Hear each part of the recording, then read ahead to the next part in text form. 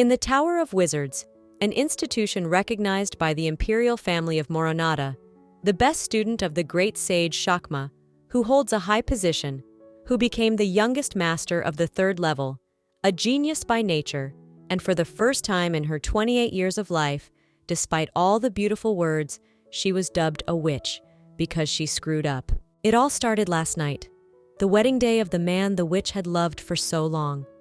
Invited to this celebration, she watched in the back rows as her 10-year unrequited love swore at the altar to each other in eternal love, and henceforth are one. The girl never told anyone about her secret feelings for him, and that day those feelings died.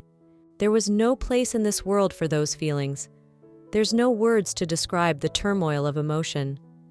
At the mere thought that the hope of reciprocity that had held her back for so many years would disappear, the girl thought she would be relieved. Sitting alone in her office with bottles of wine, she felt abandoned. She wanted to be alone with her worries, but at the same time she was unbearably sad that no one could share this pain with her and give her a hug. Miss Wendy's sad musings are interrupted by a knock at the door. Realizing that she can't show her face in such a shabby state, she tells the person at the door that she won't go out, whoever is there, as she has business to attend to, and asks them to leave. The unknown man at the door replies that he is very concerned about her well-being and will just take one look and leave immediately, so he urges her to open the door. Choking back tears, Miss Wendy realizes that this worried voice at the door is what she needs most at this moment. Continuing to stand on the other side of the door, a man with dark hair and a white robe tells the girl that if she wants to, she can keep him inside and just calm down, and assumes that if she continues to cry, she will soon go hoarse. So she asks him to let him bring her at least a glass of water. At that moment, Miss Wendy, unable to understand why, decided to open the door and then throw herself into the arms of the young man. At that moment, she wanted comfort, so she pressed her whole body against him and kissed him. She just jumped on the poor guy and seduced him.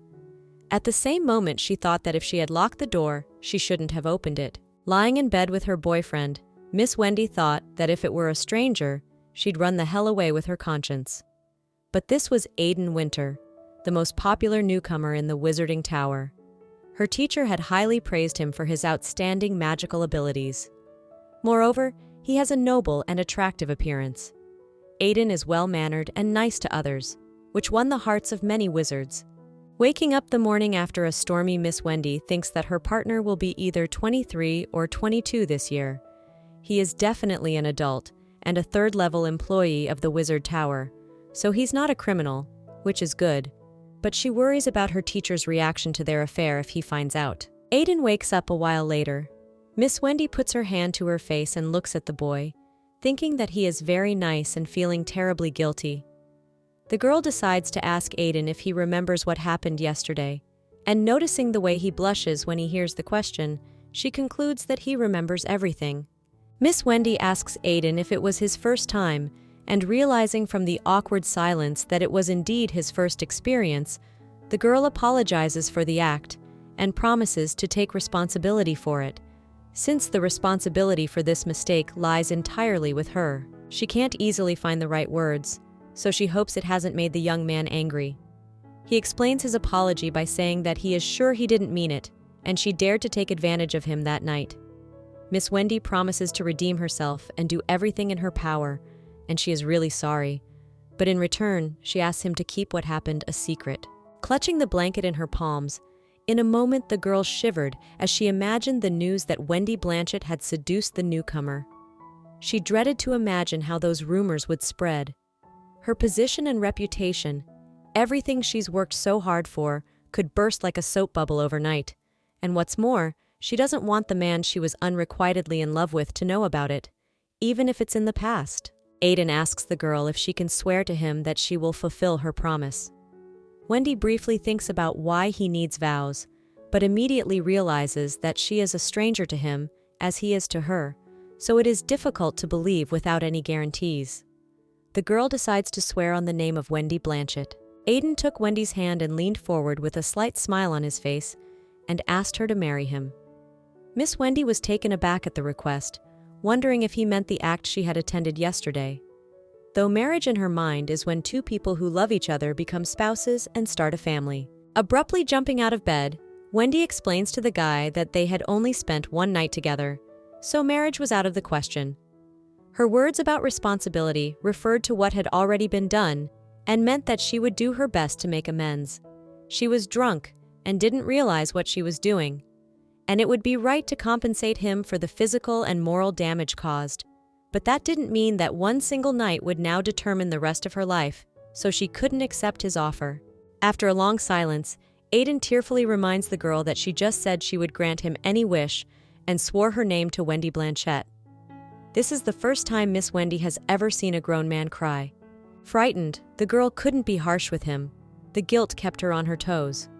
Falling to her knees, she asks the guy about whether it really upset him that much. Miss Wendy asks Aiden not to cry since she hasn't said no yet, but she just doesn't usually do that. Aiden, having calmed down, asks the girl again if she will marry him as promised. Wendy starts to get nervous, but she tries to calm herself down, telling herself that if you look at the situation from the other side, this guy is kind of her type. Still not getting an answer, Aiden starts shedding tears again, saying that he thought she wouldn't marry him. Wendy realizes that if this guy keeps sitting there with that face, she won't have the guts to say no. The girl agrees to his proposal, but in return she asks him to stop crying. But when she looks up at Aiden, she notices his strange smirk and realizes that she's fallen into his trap. A couple of hours later, seated in her chair, Miss Wendy reflects on the fact that she's really embarrassed about the night. Her empty stomach is aching and horribly nauseous from the hangover. A dark-haired young man standing across from her desk offers to bring some honey water to make her feel better. This guy, named Logan Meyer, is the chief researcher of magical laws and Miss Wendy's secretary. Leaning her face on the table, Miss Wendy agrees to let the secretary bring her some water, but when asked to leave early, she replies that she's fine. Logan assures her that it is a bad habit to wait until the last minute and offers to make an exception and leave early. Miss Wendy turns sharply towards the secretary and rudely asks her not to say anything more and clutches her head, thinking to herself that if she looks so bad, he could help. But now she doesn't want to hear any comments. Logan asks Miss Wendy to let him know if there are any difficulties and if she needs to call him since she will be in her lab. He leaves the office with the door slamming loudly behind him. Left alone, Miss Wendy reflects on the fact that her secretary Logan always notices when she's in a bad mood, as if he can see right through her, but she knows how to control herself so she doesn't take it out on him. It doesn't matter at the moment anyway, because she has to find a way to get rid of this vow. She didn't even know that a person's appearance played such an important role for her. Naturally, she likes everything beautiful, but it's all wrong. Miss Wendy can't believe the guilt she feels for bringing this handsome, mature man to tears. It seems ridiculous to her, but the moment she agreed to marry him, she just didn't want Aiden to be sad. The girl is trying to figure out if she can just pretend none of this happened, since she doesn't think Aiden Winter will sue over the marriage fraud. However, a much bigger problem for her is that there will be rumors about last night at the Wizard Tower. She won't be able to hide the marriage because people are bound to find out about it.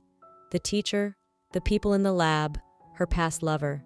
When Miss Wendy goes to the window and opens it, she thinks she just needs to tell Aiden that she doesn't want to get married. She smells the strong odor of alcohol on her breath, and she doesn't understand why Aiden didn't mind kissing her and why it was her. Suddenly, Miss Wendy notices Aiden under the window.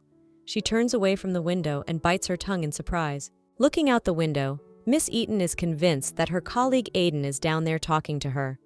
Until yesterday, she wouldn't have been able to tell who it was from so far away. But now it was different. Aiden dialogues with Kona, a pink-haired witch in her 6th year at the Wizard Tower. The witch talks about Aiden at every meeting, and at that moment, she looks like she's in love. Miss Wendy had looked like that once too, and now she was remembering her unrequited love again. Miss Wendy and Aiden meet eyes as Kona asks him where he was last night since she heard he wasn't at his place. Aiden replies that he had some work to do last night. Kana doubts that Aiden was so busy that he was out all night. She notices that his lab has been empty a lot lately. Aiden tells his colleague that it's his own business. Miss Wendy is concerned that Kona is taking too much interest in Aiden, especially his personal life. At this point, Kona asks Aiden if he means that he was with a girl all night. The young man confirms it. Miss Wendy realizes that one more word, and she's done. Kona and Aiden look up and notice Miss Wendy standing at the window and begin to fearfully ask her to move away from the window because it is dangerous. Miss Wendy rudely asks Aiden who he thinks she is for making such a fuss under her window and asks him to come into her office immediately. Kona glances at Miss Wendy to ask why Aiden should come to her office. Miss Wendy can understand why Kona is reacting this way. Wendy is in charge of the Magical Laws Research Department. She has no interaction whatsoever with Aiden, who is a member of the Magical Stone Research Department. And yet, something happened that would never happen. They slept together, so she urgently needs to shut Aiden up. Entering Miss Wendy's office, Aiden asks her what she wanted from him. The girl replies that there is something they need to discuss and specifies that it is about the wedding. Aiden replies that they do have a lot to discuss to organize it. He asks Miss Wendy if she wants a wedding ceremony in her hometown or somewhere else, modest or luxurious, and adds that he will be happy with whatever Miss Wendy likes. After gathering her thoughts and touching Aiden's chest, Miss Wendy tells him that she can't marry him because they don't know each other that well, and she doesn't think they should get married in such a hurry. And she's sure he'll regret it too. Miss Wendy is sure beyond a shadow of a doubt that Aiden Winter will regret this. She's not sure she'll make a good wife. Besides, the man she loved irresponsibly is still alive in her mind. She didn't care much for Aiden before all this, and so it's a surprise that she can't take her eyes off him now. This is the first time Miss Wendy has shown such a weakness for beauty. For a witch, a vow is like poison, so it must be kept or else lose more mana. There's only one way not to take her magic, and that's to change the contents of the vow. She really feels sorry for Aiden, so she can cry again. Aiden checks with Miss Wendy if she means that marriage is ultimately disappointing. The girl replies that it is not, and that there are many good things in marriage, but that he should think about his future.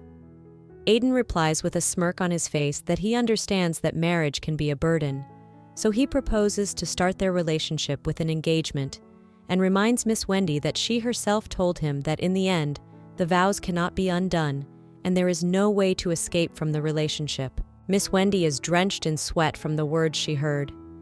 It meant to her that Aiden will not give up. 1 month before the wedding, and all this time, she will have to pretend that she does not know anything, although in fact she knows everything. It will be their secret to the people in the tower. The girl looks at Aiden smiling like an angel.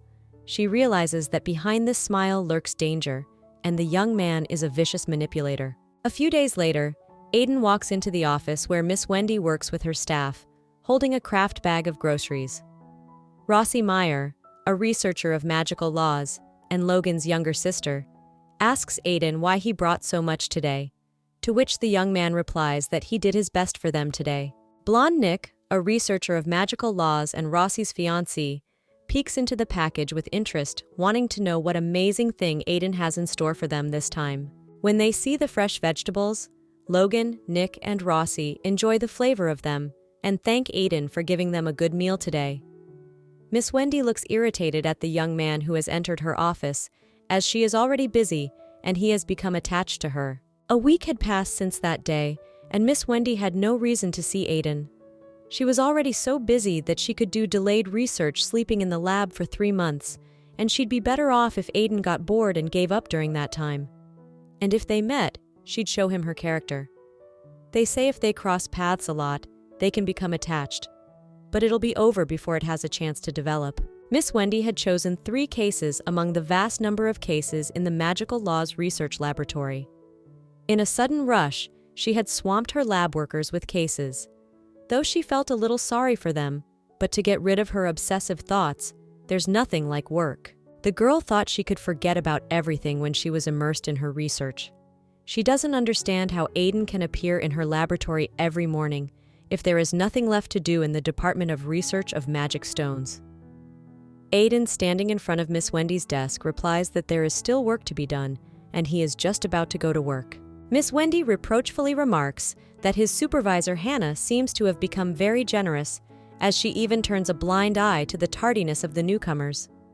Aiden explains that Miss Hannah is all about discretion and results. If her assignments are done well, she doesn't mind being absent from the workplace. Miss Wendy is annoyed that this young man has an answer for everything, no matter what she says. In the background, the lab workers are whispering amongst themselves. Nick tells his colleagues that Miss Wendy was like Miss Hannah too, since just a few days ago she told them not to waste time at their desks. Aiden puts the plate with the rose and cake on Miss Wendy's table, telling her not to skip meals. The girl replies that the flower is pointless here, since it can't even be eaten. Aiden explains that he just wanted to give it to her. With a smile on his face, Aiden promises Miss Wendy to see her on her lunch break. The girl asks him not to come, but he ignores her request and says he'll be back soon, slamming the door loudly behind him. After Aiden leaves the lab, Miss Wendy thinks they shouldn't see each other, but he comes into her lab so often that he's already wiped a hole in the threshold, says what he wants, and leaves. Even the lab members who were supposed to stop him have taken his side. She's worried that at this rate, Aiden will stay here forever. After tasting Aiden's pie, Miss Wendy concludes that it's really good. But even if his cooking is so good, she still doesn't understand how her submission was so easily surrendered. Miss Wendy asks them if they really like it so much when someone brings them food. Her secretary Logan replies to the Lord that she never even gives them a meal. Miss Wendy replies that she gives them food for thought. Miss Rossi charges the Lord for using the three of them only as extra hands and feet for sorting materials. Leaning on Miss Wendy's arm, she responds to this charge by saying that she thought they were more intelligent, though lately that hasn't been the case. The girl asks if they're still bored with Aiden Winter. Rossi replies that of course not, because Aiden is handsome and brings food. Miss Wendy calls Rossi a left foot and asks her to be quiet for a while so Nick can speak. Rossi starts to resent that the role of the left foot is not fair and asks to be designated at least right-handed, to which Miss Wendy replies that it's too much for her. Nick explains to Mistress that there's nothing wrong with Aiden's visits, and besides, he leaves before he gets bored. Logan supports his colleague's position, adding that Aiden only comes in the morning and at lunchtime, so it's fine. Miss Wendy wonders when her employees became so friendly with Aiden. She asks her employees why they didn't want to ask the lab mistress for her opinion. Isn't anyone interested? Logan asks Miss Wendy if she means she doesn't like it. Miss Wendy notices the strange looks on her employees' faces, as if to say, it can't be true. Well, she's the one who doesn't understand them. Because for 7 years, there's been no one here but the four of them. Logan, Nick, and Rossi hated any intrusion into their domain. The girl thought that her subordinates wouldn't be happy about a daily uninvited guest coming in, especially when they were starting a new project, which meant they had to be more cautious.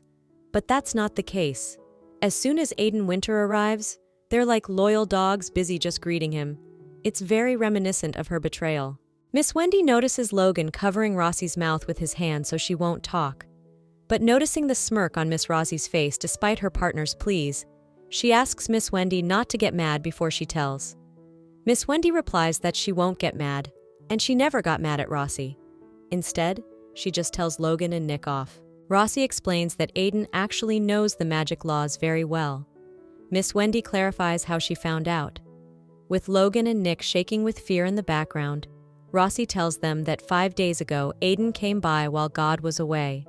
He took a quick look at one of the studies and found an error in it himself. Rossi goes on to say that she was looking at triple overlapping magic circles that day. Whoever saw them said they were dizzy, angry, and asked her to put it away. Miss Wendy, after hearing the story, reproaches Rossi that it all means she almost made a mistake again. Rossi justifies that she fixed it before she gave the job to the mistress, so it's okay, and adds that Aiden has been helping them with their work since then, and they are so happy about it. Miss Wendy boils over with anger and replies that the two, if these studies could use more than just their department, they all so easily agreed to accept the help of a member of another lab. Logan enters the conversation and proposes to send a request for Aiden to be transferred from the Magical Stone Research Department as an additional employee. Nick agrees, adding that there is no newcomer who understands anything about the laws of magic. Miss Wendy declines the offer, explaining that she can't handle Aiden right now, and they want her to see his face all day long. Rossi explains that there are no more people like that and reminds the mistress that she knows why they have no newcomers. The laws of magic are incredibly complicated. There's no one willing to do it, and even if you explain it to others, they don't understand. The less capable newcomers have gone to the popular departments. They need a newcomer, and they can only rely on someone like Aiden. Plus, he's a good cook and handsome. Miss Wendy suddenly feels remorse for having piled 3 projects on her staff for personal reasons. She tells them that Hannah won't let such a gifted employee go. Rossi replies that for that reason, they would like to borrow him for a while, and that the magical stone department is free from business. They have quiet time during the day and have tea parties. Rossi begs the mistress to at least ask them about it. Miss Wendy agrees to do so, but asks not to get her hopes up. The next day, Aiden comes to the Magical Laws Laboratory again and informs everyone that he will be working with them from today and hopes that they will become friends. Miss Wendy reflects on the fact that one person has joined them in all this time and the burning research is already in place. Aiden is really talented and does a great job with the magic circle and rune texts. She can't believe that as recently as last year, Aiden was a freshman. Miss Wendy checks Aiden's work and asks him why he didn't go straight to the Magical Laws Research Department. Aiden replies that he wanted to go, but they didn't rub off on new hires last year. Miss thought about the fact that no one had come to them in a long time, so she hadn't been recruiting, but there could be newcomers like Aiden, which meant she'd almost missed out on talent. Contrary to her expectations, Aiden's behavior is restrained. If you think back to that day, he was incredibly sincere, as if all barriers had fallen away in an instant. She doesn't see the point, though, because he's silent, even though he's clearly in love with her. Miss Wendy's musings are interrupted by Rossi, who dares to tell Aiden, her guest, that he seems to like the mistress very much. Aiden, with a slight smile on his face, replies that he does, and explains that he came to the tower for Miss Wendy because he wanted to see her so badly. Rossi replies that Miss Wendy is very popular among the magicians. Miss Wendy gets up from her table and tells everyone that her popularity is nothing compared to her abilities. Rossi replies to the mistress that if she doesn't say that, she will be more respected. Miss Hungarian explains that it's the same thing because she's good, but if you don't say it, you'll hear about how decent she is. Rossi looks at Miss Hungarian and replies that she has never done that. Walking around the lab, Miss Wendy reflects that she can't deny that there are those who hate her. Just like her title, the name Wendy Blanchette is known in the Moronade. Her teacher, a great sage who announced that he would take no more students, took her in 30 years ago. It all means she was a genius. When Wendy was little, she was very modest if she was praised. The more she did it, the more hatred was directed in her direction, so she decided to stop doing it. Since then, her motto has been to give those who hate her a reason to hate her. Rossi decides to ask the mistress if the newcomer who likes her will stay the night. Miss Wendy, holding a book, tells her subordinate that she can go home as soon as she finishes her work. Rossi resents her for being tired and needing some rest. Miss Wendy asks Rossi to bring more stamina supplements, but she responds by warning her mistress that if she takes too many of them, she'll end up dumb. Miss Wendy checks with her subordinate to see if she really believes these untrue rumors, and then informs everyone that she will be going home at 5 o'clock today. The eyes of the lab workers lit up at the news. Rossi asks Miss Wendy if she's going to throw a welcome party. Miss Wendy replies that there will be no welcome party, and besides, didn't they want a vacation? Instantly changing her mind, hearing the upset exclamations of her subordinates, Miss Wendy gets up from her piggyback seat and informs everyone that she is going to have a party as soon as the sun goes down, and everyone wants to party all night, so they should do a good job now. As she watches the work process, Miss Wendy glances at Aiden and has a strange feeling that even though he wasn't related to her in any way, he's filled her life completely, and it's because she sees his face every day. Aiden used to come to her all the time, and so she got used to him, but afterwards, she realized that it had become uncomfortable. Her musings are interrupted by a knock on the door. A man with green hair, Shakma's secretary named Marlin, enters the office and informs Miss Wendy that Mr. Shakma has summoned her. Miss Wendy thinks about the fact that the wise man called her later than she thought, only on the 9th day after her former lover's wedding. There is no one in the country who has not heard of the great Moronad sage, Shakma. Miss Wendy met him at a very young age, the daughter of a poor peasant, who would have thought she had a great talent for magic. Looking at young Wendy, Shakma informed her that he had come to this forest to meet her in person. Miss Wendy will never forget the face of the wise man that appeared before her like the sun.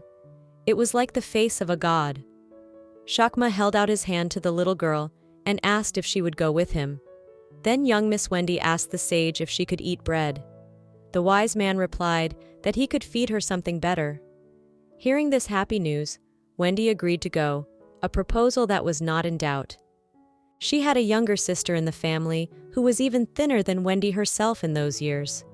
So she decided that if there was one less mouth in the family, her parents would stop worrying. Shakma held out his hand for Wendy to grasp and suggested that they go on their way. Then the girl asked where the way would be, to which the wise man told her that they would be poisoned very far and very high until she climbed above him and would not follow her. Shakma pours herself some tea and tells her student that she looks better than she thought. Miss Wendy replies that it's only been a few days. Something might have changed. In front of the teacher, who was still trying to understand Miss Wendy, she seemed to be a child again. Shakma notices that his student has had severe measles, to which Miss Wendy replies that she is not a child and is just sick. The sage replies that he should have said so and asks her not to ask any more questions. Miss Wendy wonders what her teacher is up to.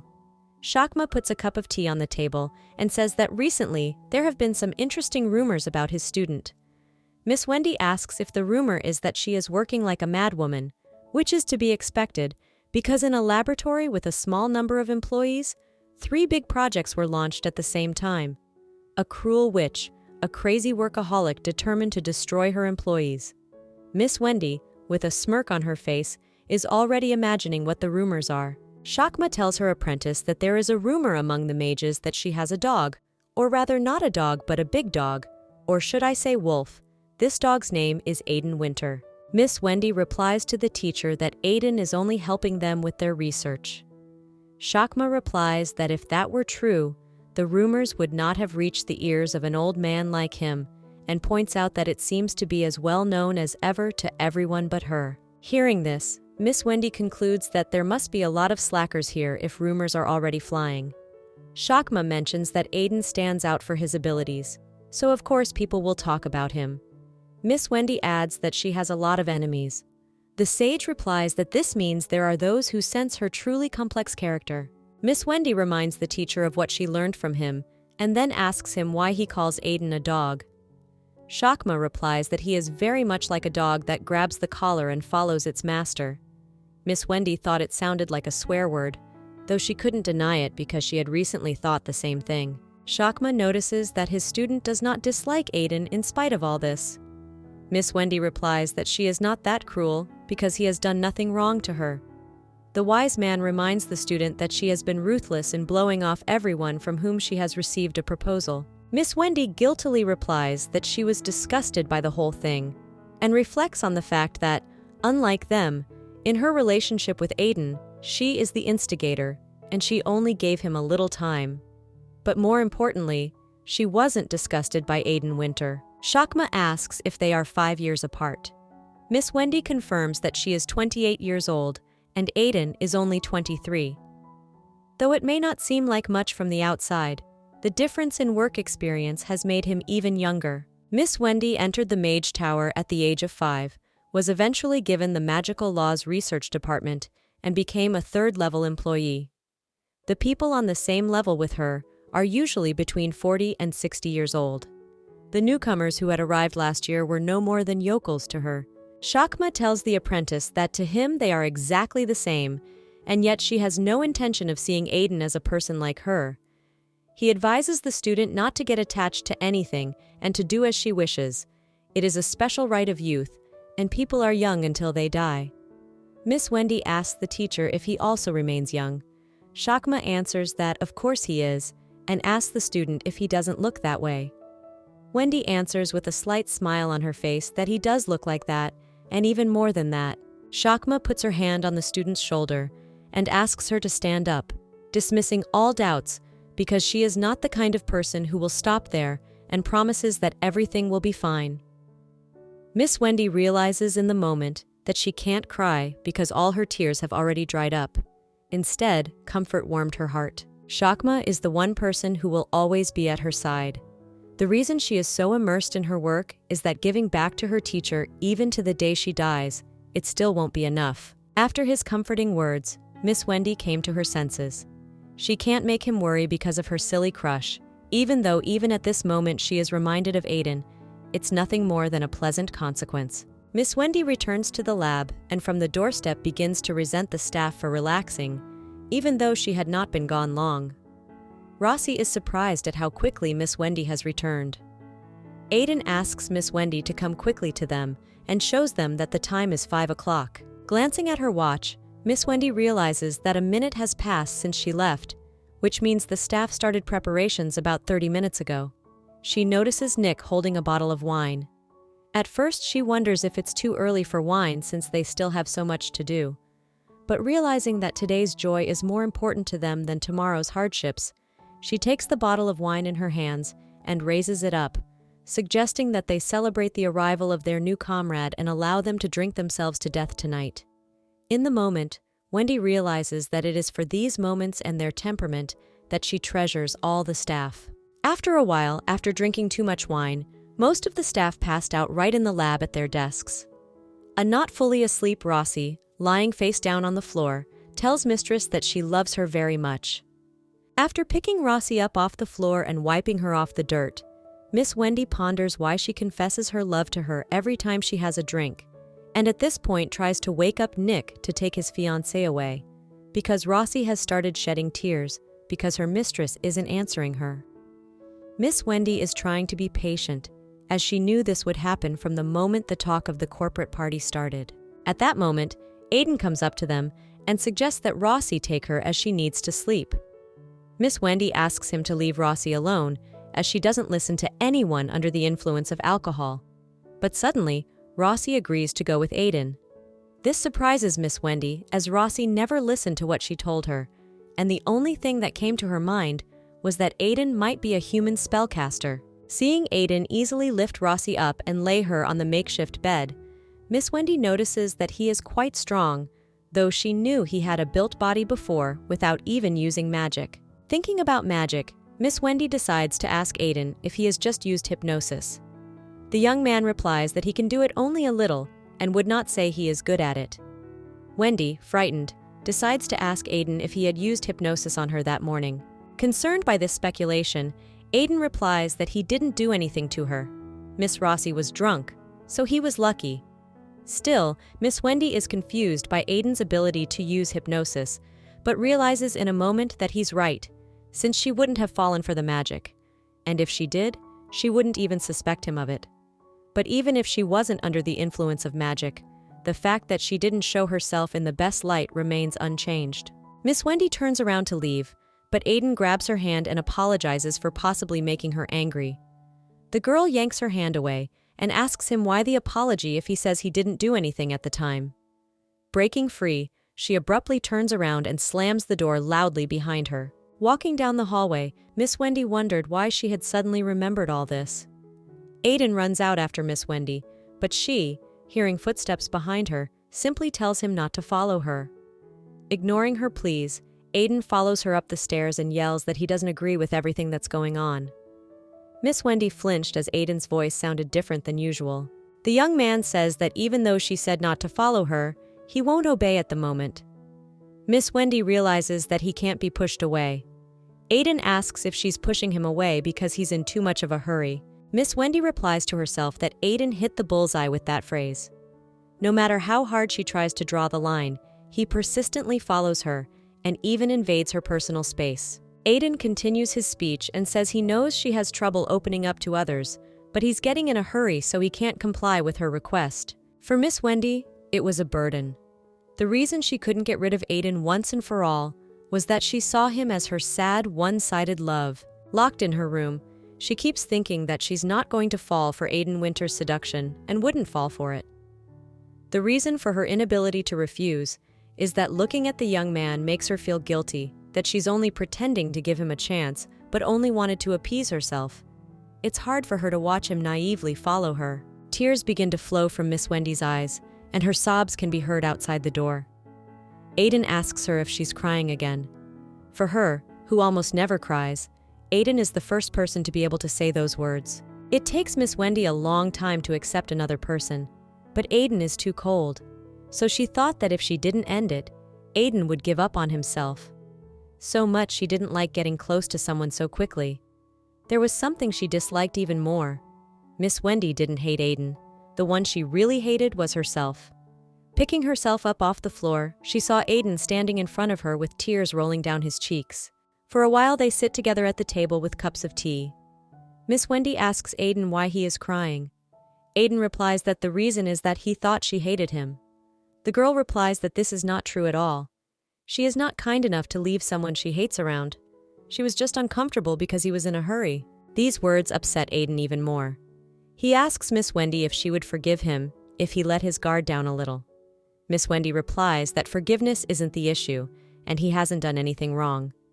She explains that she was never going to get married because she hates restrictions, so she can't be a good person for him. Miss Wendy at one point reflects on the fact that she can't keep cheating on Aiden.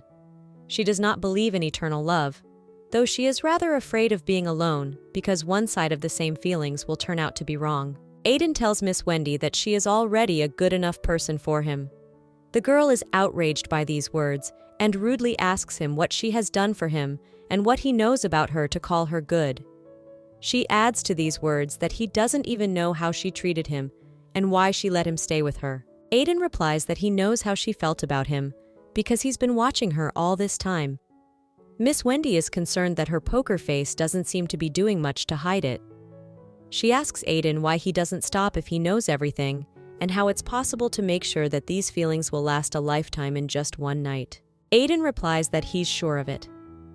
Miss Wendy suggests that he try to start a relationship with someone he likes even more, and his feelings for her will eventually change quickly. After all, if he wants to get married after one night together, he would treat any other woman the same way. Miss also clarifies why he is sure that it is her that he feels this way about. Aiden stands up abruptly from his chair and tells Miss Wendy that he likes her a lot. The girl warns him that they may not be right for each other. Aiden responds by reminding her that she knows that they are at least good for each other at night, and during the day too. Miss Wendy replies with a slight smile on her face that she doesn't remember any of this. Aiden, leaning on the table with both hands, suggests that if he does, he should give her another chance and prove that his feelings for her are stronger, because he trembles at her touch. Aiden kisses Miss Wendy's hands, saying that his heart beats like he's going to die. He moves closer to face Miss Wendy and asks her to push him away if she doesn't like it. Instead, Miss Wendy moves closer to Aiden in response and blends into a long kiss. His touch for Miss Wendy is pleasurable enough that she doesn't know what to make of it. They ignite a spark in her. She assumes that if anyone saw Aiden now, they'd think she was the luckiest woman in the world. The young man picks her up in his arms and moves her from the table to a nearby couch. Miss Wendy says that in order for him to prove his sincerity, he needs to do more to prove it. Aiden rests his head on the girl's shoulder and replies that he doesn't want to hurt her, but as long as she remains in front of his eyes, he can't help himself. He asks her not to provoke him any further because he likes her so much. Not listening to Aiden, Miss Wendy kisses him and pulls away, saying that she likes determination. The next morning, Miss Wendy is lying on the couch, trying to say something, and realizing that she lost her voice yesterday. Aiden walks by and says he's going to get her some water. Looking at Aiden's naked torso, Miss Wendy reflects on the fact that although she guessed he was pretty strong for a mage, his strength and stamina are really amazing, perhaps because he's young. Last night wasn't an accident, she provoked him. Though Miss Wendy's heart wasn't as hot as Aiden's, she doesn't honestly regret it. She just wanted to hug him. Aiden brings Miss Wendy a glass of water. Crossing her arms over her chest, Miss Wendy says she doesn't want to move and asks him to get her drunk. Without letting him say a word, Miss Wendy merges back into his kiss. She's already thinking that maybe this isn't such a bad start. Whatever the start was, Aiden got too close, and she trembled in front of him. Aiden pulls away abruptly, explaining that if they continue, he won't be able to stop and it will be hard on her too. Miss Wendy asks Aiden if he's worried about her stamina.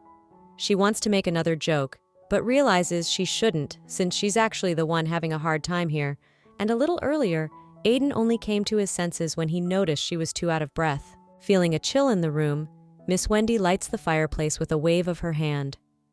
Aiden asks her if she has just used a silent spell.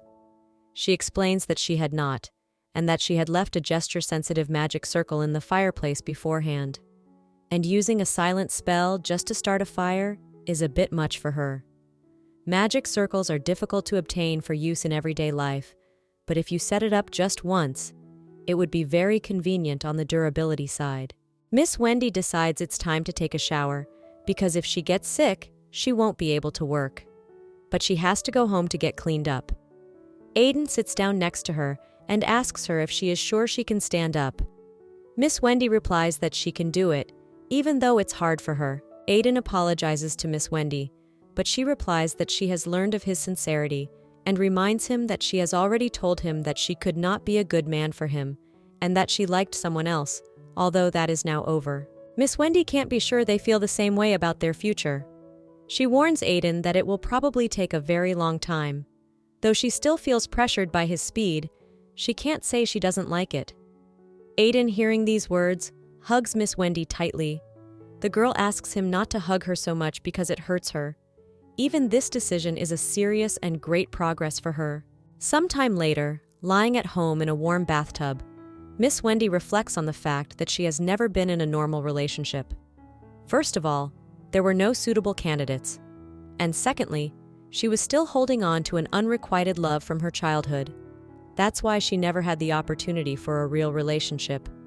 Although she made a few attempts, they didn't last long, and if you think about it, Aiden was the first one she brought home.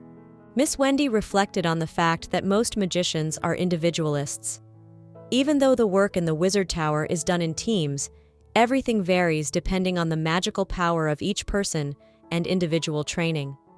Because of this, they all need personal time, and to interfere with that is considered very tactless. The members of their lab that she had worked with for 7 years could not come to her house. While Miss Wendy lies peacefully in the bathtub, Aiden stands behind her giving her a head massage and asks her if she is comfortable. The girl replies that he could join her. Aiden explains that if he joins in, all the water will come out. Miss Wendy immediately replies that it seems like she should get a bigger tub, but it immediately dawns on her that she suddenly finds it so easy to think about changing her favorite bathtub, and it's really strange. Aiden warns Miss Wendy that the foam might fall on her face and offers to cover her with a towel.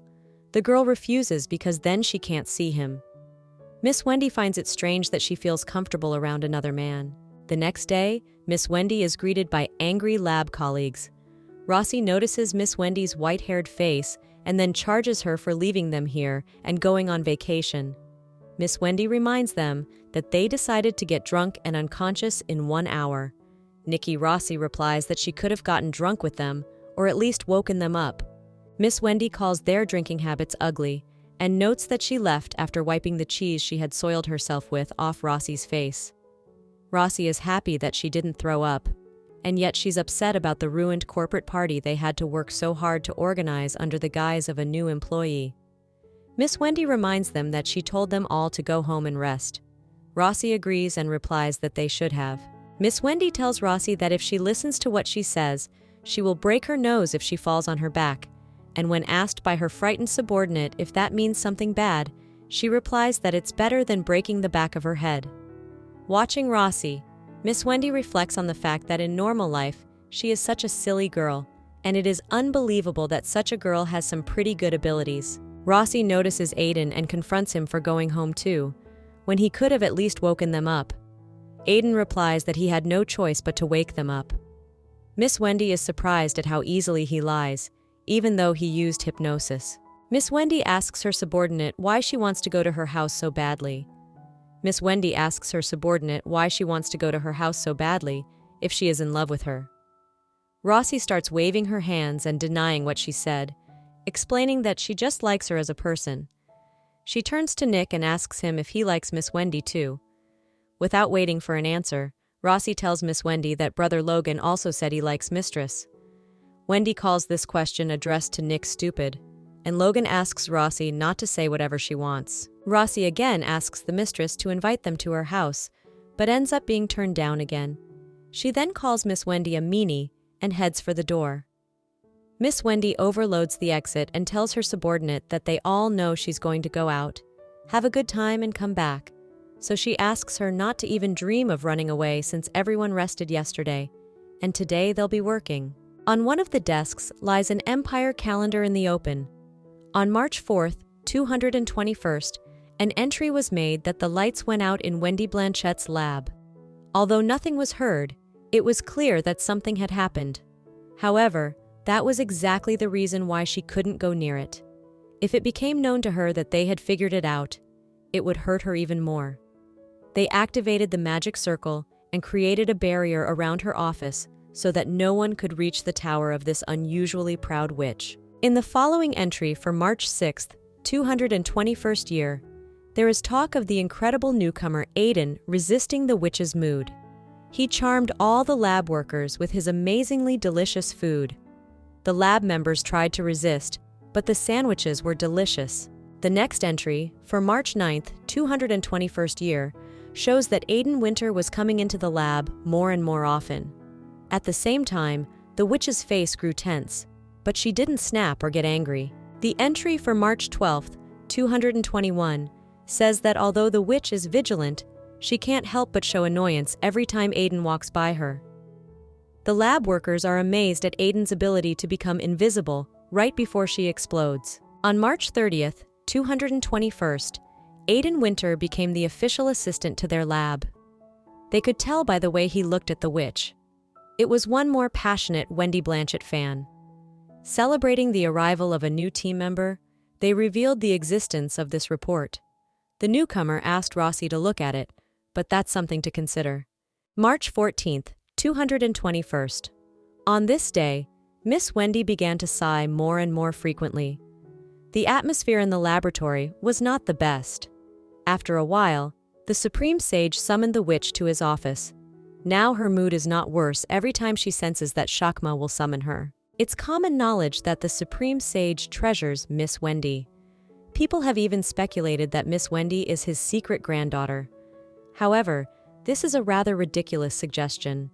The Supreme Sage and the witch are completely unlike each other, and she simply worships her teacher. Though the newcomer was unusually bright, he could not gain the witch's favor. She ignored his interest as if there were an iron wall between them, and the newcomer in turn became exhausted every time this happened. Venli Blanchette is only as sensitive as her magical skills are perfect. The witch isn't used to getting close to people, so Aiden Winter needs to tone it down. That same day at 17 hours 01 minute, they toasted in the witch's office. And on the same day at 23 hours and 5 minutes, no one survived. There was no witch, no rookie. Nick writes that they abandoned them. On March 15th, 221st, at 9 in the morning, a familiar scent wafted from the newcomer. It smelled like the shampoo a witch uses. That's suspicious to everyone. The witch and the newcomer look at each other, a sweet and cloying atmosphere between them. Rossi realizes he can't have the newcomer write this report after all. That same day at 11 o'clock in the morning, the newcomer gives the witch the report, and they exchange glances. It's very suspicious. That same day at 39 minutes, Rossi tried to ruin the atmosphere between Aiden and the witch, but she failed. The witch, still ignoring the newcomer, called him over to her and laughed as soon as their gazes met. That's when the rest of the lab realized that it was the beautiful and cunning newcomer who seduced their witch. Everyone is getting angry and very tired at the end of the day. Miss Wendy sees Logan drinking energy drinks and reminds him that it's bad for men's health to drink too many of them. Logan replies that he knows about the harm of energy drinks, but he has to survive in order to even discuss men's health. Miss Wendy lets Logan walk around a bit to get some air since he's almost finished his part of the job. Logan is tearfully happy to be able to get some rest, and the others are envious of it. Miss Wendy allows the others to walk as well, but Rossi refuses as resting now will prolong this hell even more. Miss Wendy asks everyone to try a little harder, because when they are done, she will give them all a vacation. She turns to Rossi and Nick and says that the two of them should get married. They can't put it off any longer. Rossi's eyes glaze over. Rossi and Nick, engaged 3 years ago, were actually supposed to be married, not engaged. Each lab has a certain amount of work that must be accomplished within a year. If these standards are not met, government support decreases, and the department falls at a disadvantage compared to others. Miss Wendy really wanted to give the two of them a vacation, but if they lost 2 team members at once, all research would come to a halt. But when Wendy thought about it, Rossi and Nick told her that they were living together anyway, so it was tantamount to marriage. Although Miss Wendy was grateful, knowing Rossi's dreams of a wedding ceremony, she wasn't worth turning her back on them. But now they were doing 3 projects at once, so maybe she could give them at least a couple months off. Glancing at Aiden, Miss Wendy realized that it had been a whole month since they had agreed to get married.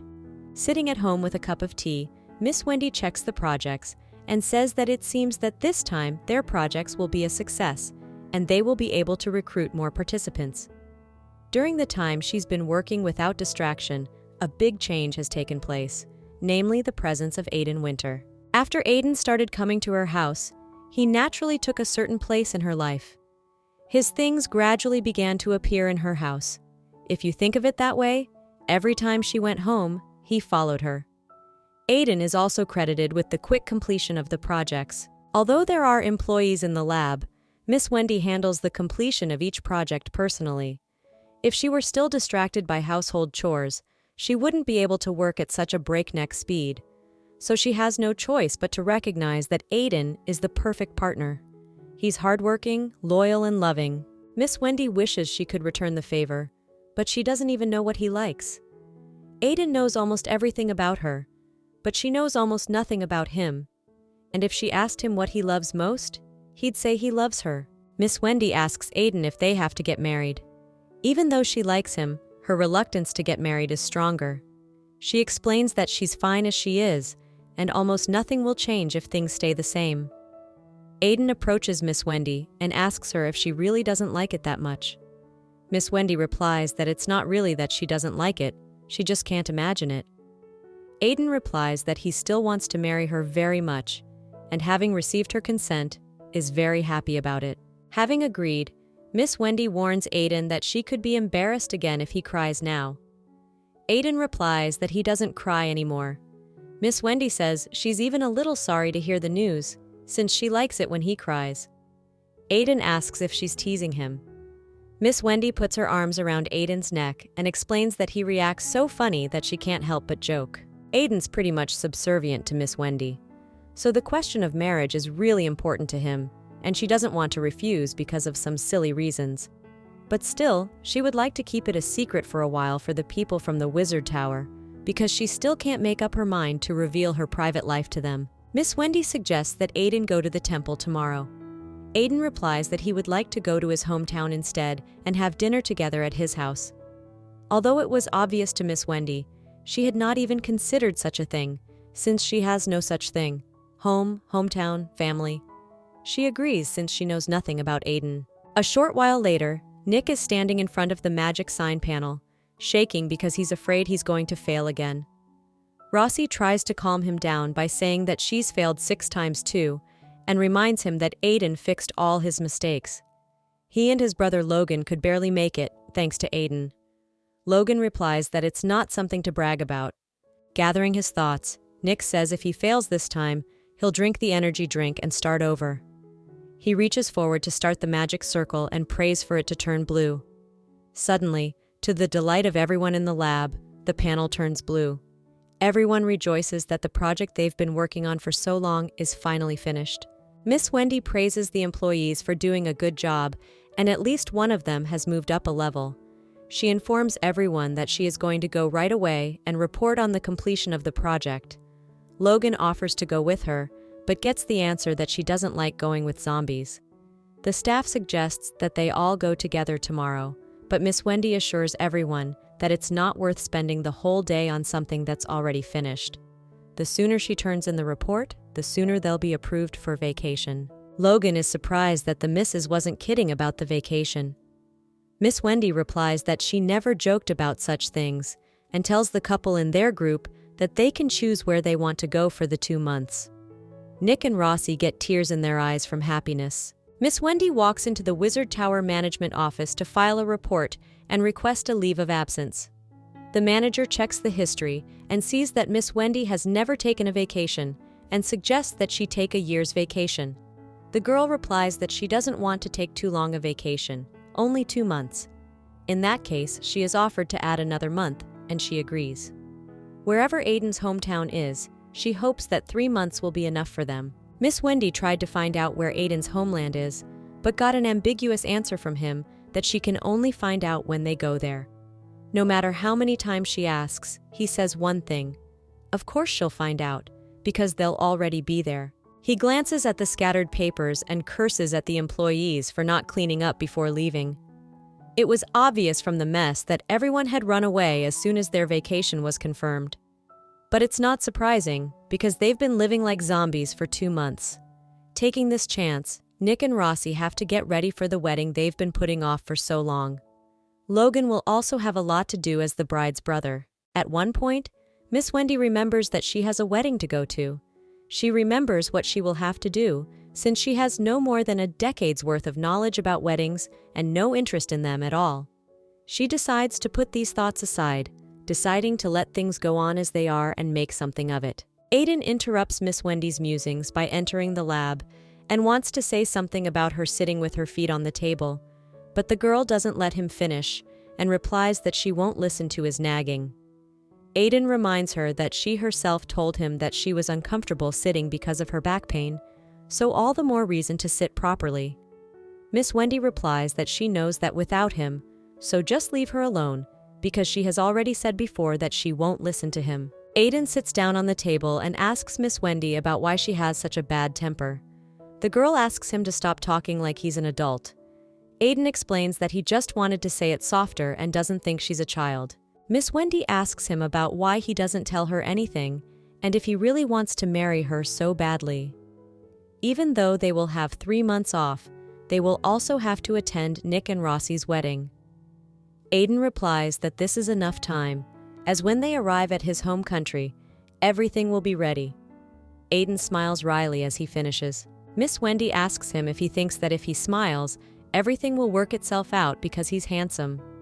Aiden, embarrassed, asks if she really thinks he's handsome. The girl replies that she forgives him for that reason alone. However, she is embarrassed that he has too many secrets and rests her foot on his chest. Aiden explains that it's not on purpose, it's just a place that's hard to tell. The thing is, it's not on the map. Miss Wendy asks if he was born into a minority ethnicity. Aiden replies that if you think about it that way, you could call it that. The girl wonders if his kind is persecuted, if that's why they live in hiding. Aiden replies that it is not, although people don't like them very much. Miss Wendy wonders if there is such a national minority that is not persecuted, even though they are disliked. After Aiden says that they will go tomorrow and she will find out, Miss Wendy tells him that people say that men who have a lot of secrets often cheat. Aiden replies that he would never cheat. He is just afraid that when they get there, she might be angry with him. He decides to see if she'll leave him for this. Touching Aiden's face with her hand, Miss Wendy promises that as long as he remains herself, she will not leave him. The next day, they arrive at the dragon's lair. The dragon is a strong and noble species. The number of all its individuals is less than 3 digits. All information about them is veiled, so they don't know much. All they know is that dragons have created a nest called the dragon's lair and live in it. Miss Wendy never thought she'd see a dragon like this in a human body. Aiden tries to take the girl's hand and asks if she is angry. Miss Wendy pulls her hand away and replies that of course she is angry. How could she not be? She is angry that he called his kind a national minority that is not persecuted but disliked, because he thinks that only an idiot would persecute the strongest living creatures of their world. Anyone would do it if they could, but they can't. Aiden asks the girl to calm down and go inside first. In front of Miss Wendy is the dragon's lair. The dragon's nest is filled with a lot of treasures, but now she is not drawn there at all. Miss Wendy is outraged by the whole situation, as she doesn't understand how she can marry a dragon and feels like she's being played a joke on. Aiden replies that he wasn't going to play a joke on her. The puzzles in Miss Wendy's head come together. Of course, dragons are well aware of magic, but she still doesn't understand how a dragon could turn into a human by playing a joke on her. Aiden explains that it's not like that at all. When she hears Aiden address her as you, the girl asks him to address her informally, since he's at least 1,000 years old. Miss Wendy turns around to leave, but Aiden stops her by grabbing her hand and reminds her that she promised she wouldn't leave him as long as he remains himself. Miss Wendy asks him why he didn't pretend to be human until after her death, why he brought her here and revealed the secret. That Aiden's true identity was a lie shocked Miss Wendy even more than the news that he was actually a dragon. That all sincerity was a deception. Aiden begs Miss Wendy to believe him since he didn't intend to deceive her. If he really wanted to deceive her, he wouldn't have brought her here. He didn't want to lie or hide the truth because he really likes her. That's why he brought her here and never thought of making fun of her. If that were true, he wouldn't have revealed himself until the very end. He admits to Miss Wendy that he loves her, so he didn't want to lie. Miss Vandy reminds Aiden that he only revealed himself after he had already cheated. Aiden clarifies that he never said he was human, but that's because he knew she would scold him. Still, he wanted to tell the truth, even though he knew she would scold him. Now Miss Wendy understood why Aiden had been so adamant in begging her not to leave him.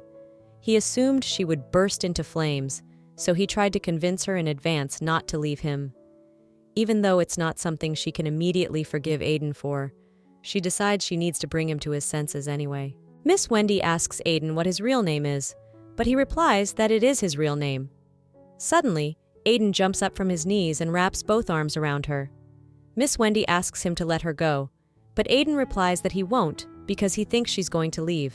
The girl reminds him that she promised that she won't leave him as long as he remains himself. She doesn't want to lose her magic, which is as precious to her as her own blood, because of one promise, so she asks him to let her go. Miss Wendy may not want to admit it, but Aiden really could have lived with her until her death without revealing himself. And yet, he showed his true colors and continued to love her. If he wasn't sincere, it would be very hard to do that, but she still doesn't understand why he would do that. If you think about it that way, asking Aiden from the beginning was different from hers, because his feelings were such that it would be hard for her to control them. There was a reason unknown to her. After thinking about it, Miss Wendy turns to Aiden and asks him to take her inside, since he himself had offered to come in and talk about all the secrets he just hadn't told. So there was no point in stomping around the entrance. Sitting across from each other, Miss Wendy asks Aiden if it is true that he knew her before he came to the Wizard Tower. Aiden confirms this and tells her that he joined the Wizard Tower to meet her. When asked by Miss Wendy when he met her, he replies that he can't say that he did. Feeling a pain in her head, Miss Wendy irritably asks Aiden not to beat around the bush, as her anger is now at an all-time high. Aiden replies she might hate him, thinking he's a pervert. This angers Miss Wendy even more, since not only is he a cheater, he's also a pervert. That's reason enough to refuse to marry him. Aiden starts talking about when she was a little girl, and it puzzles her. He asks her if she remembered where she used to live back then. Miss Wendy jumps up abruptly from the couch and conjures up a map in front of her. She used to live on the southeastern edge of the continent, known for its hot summer sun. Aiden points to the area under Marth's map and says that's where they've seen each other, albeit briefly. Miss Wendy says that's impossible because she might have lost all her memories, but she wouldn't forget his face if she saw it. And she still remembers the faces of all the people in the village. Aiden explains that he didn't look like that then. The girl replies that she knows that even after transformation, the face doesn't change completely. You can't change the color of your hair or eyes while transforming into a human, and your appearance doesn't change that much. Aiden replies that he wasn't human. When asked what he was then, he just decides to make a dog sound. Miss Wendy resents him for trying to seduce her again by pretending to be a dog. However, abruptly, she remembers her childhood. Back then, she had a dog named Winter.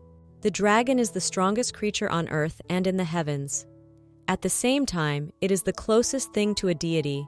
He is both a living magic and a wise tyrant. However, even such perfect creatures have a weakness, namely the incredibly small number of individuals. This was the benchmark indicating the inevitable extinction of the dragon race. Long before the events, Aiden, having read a book about their species, slams it shut with the words that the extinction of their kind was foreseen because of their own flawlessness, and grinningly calls them all unfortunate. Behind him stands a man with long blonde hair, Rod Bios, the dragon leader, and tells him that it's no laughing matter, because he too is one of the unfortunate species. Bios asks Aiden if he's stuffy, but Aiden says he's not really stuffy, lying on the couch. The leader asks him to stop staying indoors day and night and suggests that he go out for some fresh air. Aiden reminds Bios that he told him not to go out, but he clarifies that he didn't mean to stay locked up all the time. He calls all black dragons very proud and suggests that Aiden will live his whole life alone at this rate. Bios explains to Aiden that the reason why he was the first cub first born in a place of black dragons after a long time is because the peculiarity of his kind is a terrible temperament and beautiful appearance with a bad character inside, and because of their immense strength, they become winded and insolent. Even other dragons have a hard time finding common ground with them. Luckily, Aiden is in their care, for he is still small. Soon they will return him to the nest, and he will become sexually mature. So many dragons want to fight Aiden. Aiden replies that these dragons are just making excuses because they are afraid they will lose to a young dragon with great magical power. Bios, after listening to Aiden point out that he's not exactly cute. The other cubs had a clear character, so they were easy to deal with, but in his case it's the opposite, as he's prideful, not interested in anything, and it's impossible to know what he's thinking. Bios insists that Aiden get some fresh air, as he hasn't been out in over 10 years. In addition to this request, he warns Aiden not to talk to people. After hearing the refusal again, Bios orders Aiden to go for a walk on behalf of the leader. After a while, when it is almost dark outside, Aiden goes outside as a dog. He felt much freer since Bios would stop bothering him for a while. A while later, realizing it was time to go back, Aiden heard some sounds near the pond. He thought it was strange, since all the animals in the neighborhood should have sensed his energy and hid. Aiden approaches the lake and sees a little girl with blonde hair throwing stones into the water. He wonders why the child is here all alone, as it will soon be dark. Even though his presence makes it unlikely that a dangerous beast will come here, he decides to stick around until the girl goes home. She seems weak to him, as if her life could easily be cut short.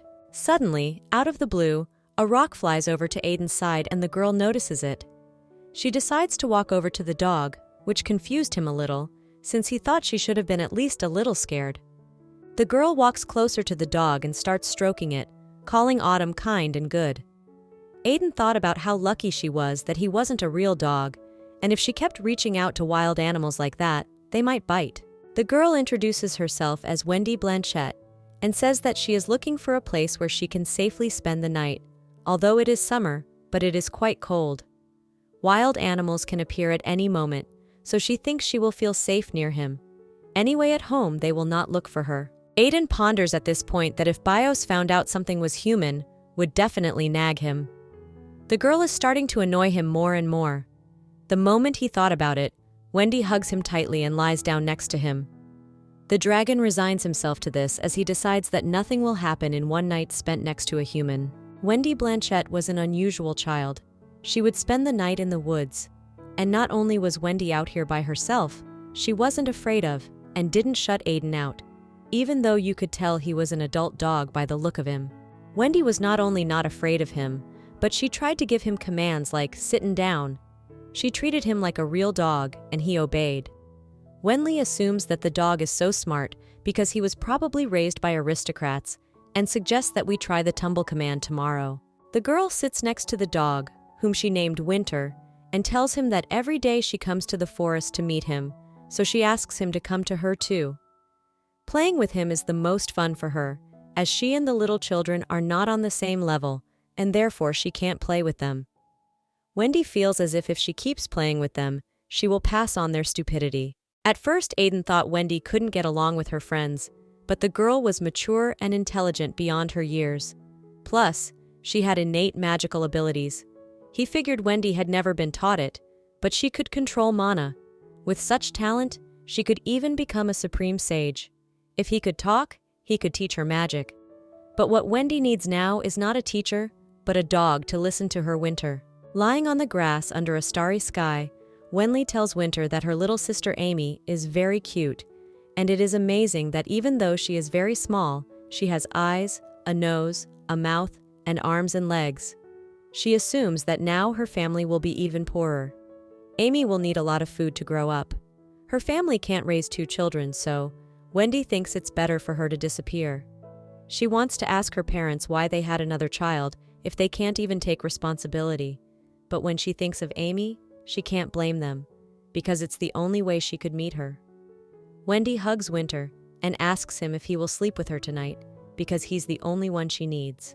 The next morning, Aiden wakes up and sees that Wendy is already awake, sitting and staring off into the distance. The dragon is wondering if her home could be in that direction, where the girl is staring so intently.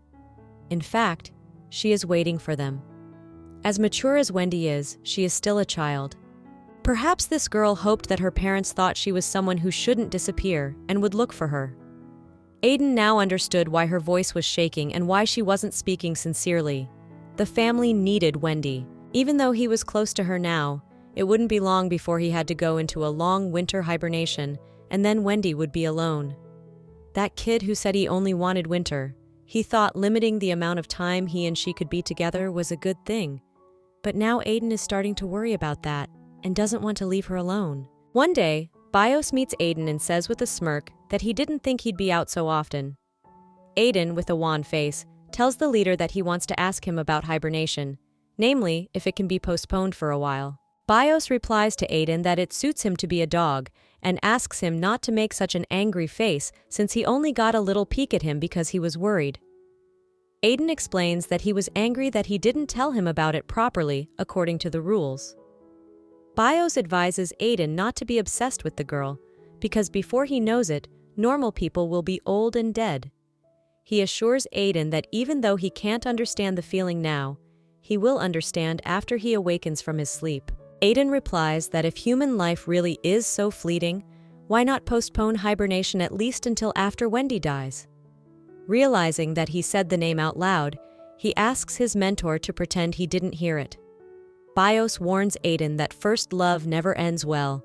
Aiden asks his mentor to cut the crap, since it's not even funny and he just feels sorry for the girl. She's not his first love. As he finishes, he runs out of the room and grabs the door loudly behind him. Bios looks at the door that just closed and ponders the fact that Aiden doesn't realize what he looks like now after all. Not only is he the one who has always been indifferent to everything, but he has suddenly started transforming into a dog every day and running into the woods to meet a human girl. And he acts like an obedient dog who's suppressed all his insolence. Anyone who sees him will say he's just a moaning young boy who doesn't even realize his first crush. Aiden is sure he has no romantic feelings for a kid who can't even reach his waist. But more importantly, his town won't let him chase a stick. Vandy thought that was odd, since she'd heard that dogs liked that kind of game. The girl hugs Winter, realizing that he's not like the others, and then commands him to sit and lie down, which he obediently does. At this point, Aiden thinks that these commands are fine, as long as she doesn't tell him to roll around or fetch something. The dragon notices that at first Wendy stroked him hastily and roughly, but now she does it very gently. He remembers Bios's words about not being obsessed with humans, and that after hibernation everything will fall into place, and comes to the conclusion that hibernation cannot be postponed, which means that he does not have much time left. Aiden starts to play with Wendy, and thinks that he hopes she won't cry after their separation, because she is so small and weak. But she endures what she could not endure. She begins to cry when she becomes overwhelmed with tears and can no longer hold them back. A few days later, Aiden watches Wendy standing alone on the lake shore and mentally asks her to forget the dog she has been playing with for some time, because now he will not be able to be with her and will be glad if she does not forget him. Aiden hopes that the girl will not be hurt because of his fault, but at the same time, he does not want her to forget about him, because it is only a small child who came to him and began to rely on him. Bios approaches Aiden, and after saying that the girl is his first love, glances at her and notices how she unknowingly uses magical power, and it is rare to find such an innate talent among humans. He regrets that this gift will probably be useless because of her lowly origins. Bios asks Aiden what they will do with her, and after asking his pupil what he wants in return, he replies that it's nothing special and will only help if the young black gentleman asks him nicely. Bios realizes that there is nothing else he can do from a young master who never bends over for anything from anyone. It's true that it's a shame to lose abilities like hers, so he has to help. Bios grins and says he'll help anyway, and was only trying to play a little joke on him. He tells Aiden not to worry, as he will contact a wizard he knows. Aiden turns away from his patron and looks at Wendy, wondering how good she will be in the future. Sometime later, Aiden wakes up in the forest in the body of a black dragon with horns on its head. He feels as if he has slept for a single night instead of years. Bios approaches Aiden and congratulates him on growing up. The leader notes that Aiden is upset that the first person he saw when he awoke from sleep was him, and that his temper hasn't disappeared after growing up, so he suggests that he learn etiquette. Aiden replies that if he learns etiquette, his attitude toward him will not change. Mentor says that dragons get stronger as they age, and everyone else is already dreaming and seeing that Aiden will stop being one. The Bios advises the young man to hope he doesn't turn out to be the ancient dragon that gets angry and kills him. Aiden indifferently replies to the Bios that he can do what he wants with him, but he wonders what's up with Wendy. Bios says with a smile on his face that he thought if he went into hibernation, he'd forget that girl, but he's surprised he still remembers her. Aiden replies that he can't have forgotten her because he feels like he's only slept for one night. This interested Bios, for dragon hibernation not only enhances magic and the body, but is also a process of transitioning the mind to a new stage.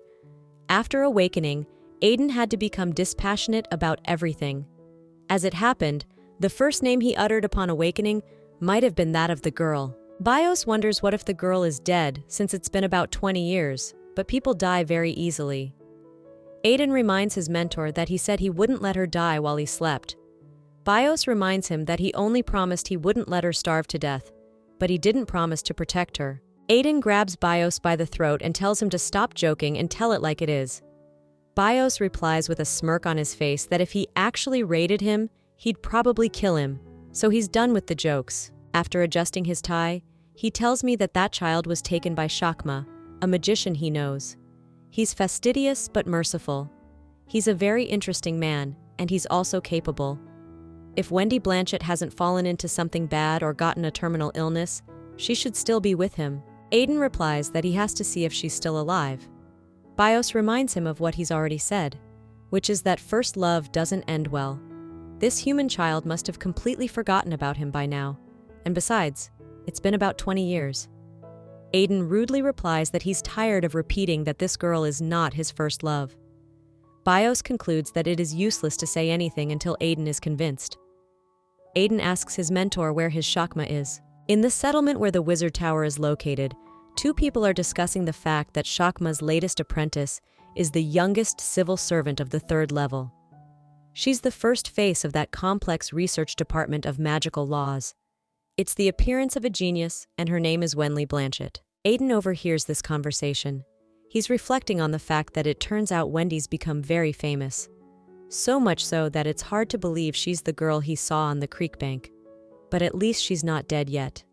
He walks up to one of the buildings because he can vaguely smell her in the place. Entering the bar, Aiden sees a blonde-haired girl with blue eyes standing in front of him. She asks him how he can stand right there and block the aisle. Looking at the girl, he realizes that Wendy is in front of him, and she hasn't changed at all. He wanted to see them so badly, he missed those sky-blue eyes all the time. In the moment, Aiden felt a strange sensation inside.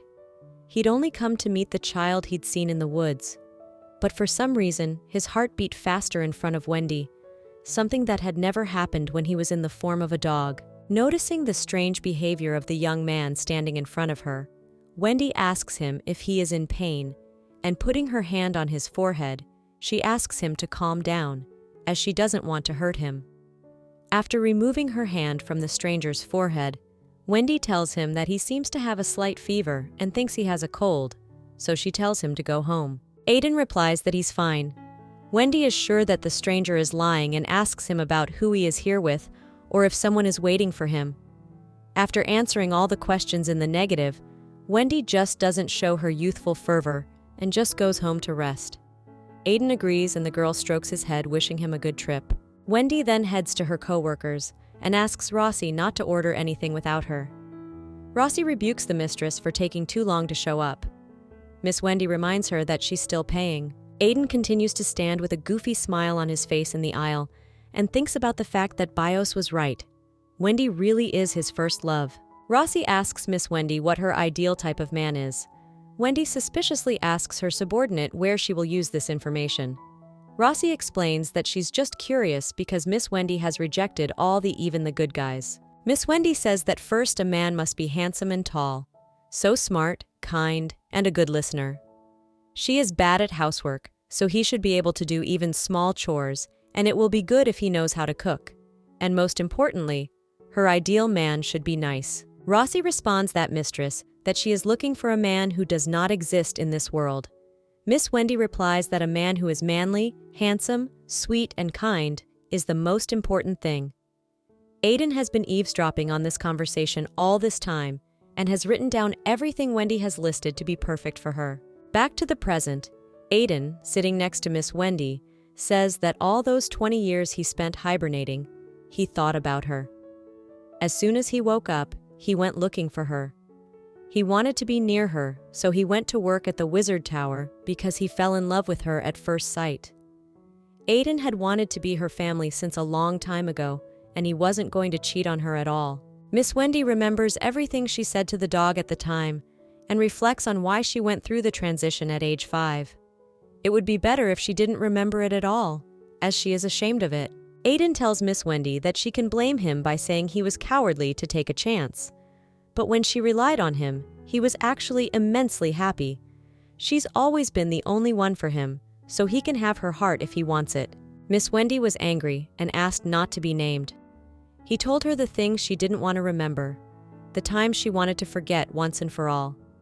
As she hugs Aiden, Wendy realizes that at least now he's revealed his true identity. One confession alone confirms his sincerity. The only thing she can be sure of is that Aiden Winter is weak in front of her. The next morning, Miss Wendy wakes up in one of the bedrooms of the dragon's lair. It had been a long time since she had slept so well, although last night she felt like her head was about to explode. She wanted to stop her train of thought and escaped into slumber. As always, Aiden watched her sleep and left rather quietly, leaving her alone. A dragon's den and a good night's sleep seemed an unreal combination to Wendy. Of course she couldn't recover from the amount of information she'd been bombarded with in one day. She sees Aiden, a charlatan with a shameless face, in front of her and asks what time it is. Aiden replies that it's a little after noon, and he thought she was exhausted, so he didn't wake her up. When Wendy hears Aiden address her as you again, she reminds him that she already told him not to address her that way, and asks him again to stop speaking formally because it's ridiculous since he's older.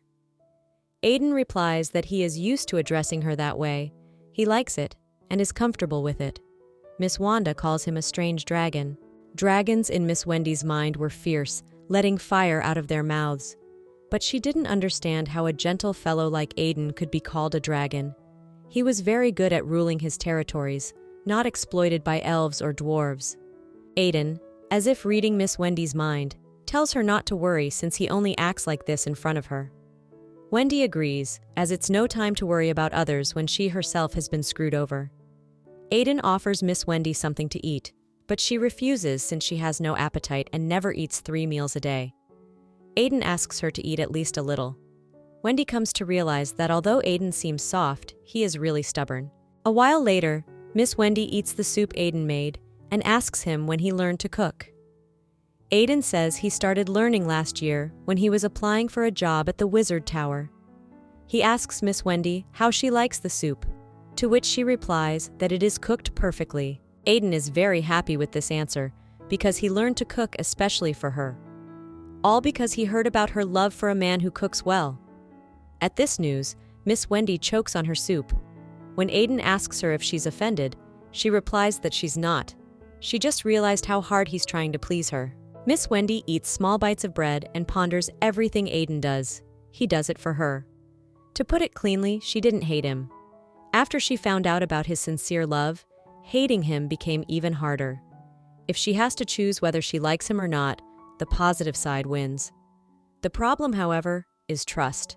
It takes a long time to fill a once-chopped crevice. She's sure Aiden confessed knowing all this. Miss Wendy decides to ask Aiden if dragons marry since she has never heard of it. Aiden replies that they usually live alone, but once they meet their mate, they are more likely to marry. He speaks of a partner, and a partner cannot be limited by race. One of the 3 green dragons has chosen an old tree as his partner. The tree is a very unusual preference and is as good as Aiden's choice. Miss Wendy thought about the fact that if she and Aiden became partners, she would die soon, for she was an ordinary human being. Even if she lived longer than other people, she would be limited to 150 years, and that would only happen if she rose to the level of her teacher. She notes that he says it's a little different from the usual wedding. Aiden replies that it's not really, and that it's about becoming a family. Miss Wendy clarifies what they need to do that. Aiden asks Miss Wendy, with eyes ablaze with happiness, if she is really ready to be officially his partner. Miss Wendy replies that she has already said yes and never backs down, and unlike some people, she never lies. She assumes that if becoming partners isn't like a wedding, she doesn't need to wear a dress. The words that Miss Wendy won't wear a dress melt Aiden. Ignoring such a strong reaction to her refusal to wear a dress, Miss Wendy asks Aiden what it takes to become partners. Aiden says it's very simple and only requires an oath. Wendy asks if the words in question are words filled with power. Aiden confirms this and calls Miss Wendy very clever indeed. Wendy at this point thinks that she really knows such simple magic because the words of dragons are originally filled with magic and power. Aiden adds that in these vows, they must promise that he will be her partner and she will be his. Miss Wendy knows that this promise, made through words filled with that very power, is much more serious than ostentatious weddings. Miss Wendy agrees to do it. Overjoyed, Aiden gives Miss Wendy a big hug and thanks her, but she reminds him that she is still angry. Aiden replies that he knows but is still very grateful. No matter how much Miss Wendy thought about it, she couldn't hate Aiden just because he was incredibly handsome. She's really started to look only at looks. Wendy says with a smile on her face that Marinade should be grateful that Aiden didn't seduce a prince or princess, but a witch who sat locked in her lab all day long. In the moment, Miss Wendy reminisces about the prince, her first love, and thinks about how many days it's been since his wedding. They had never broken off communication for such a long time. Aiden kisses Miss Wendy and pulls away to ask her if she's thinking about that man right now.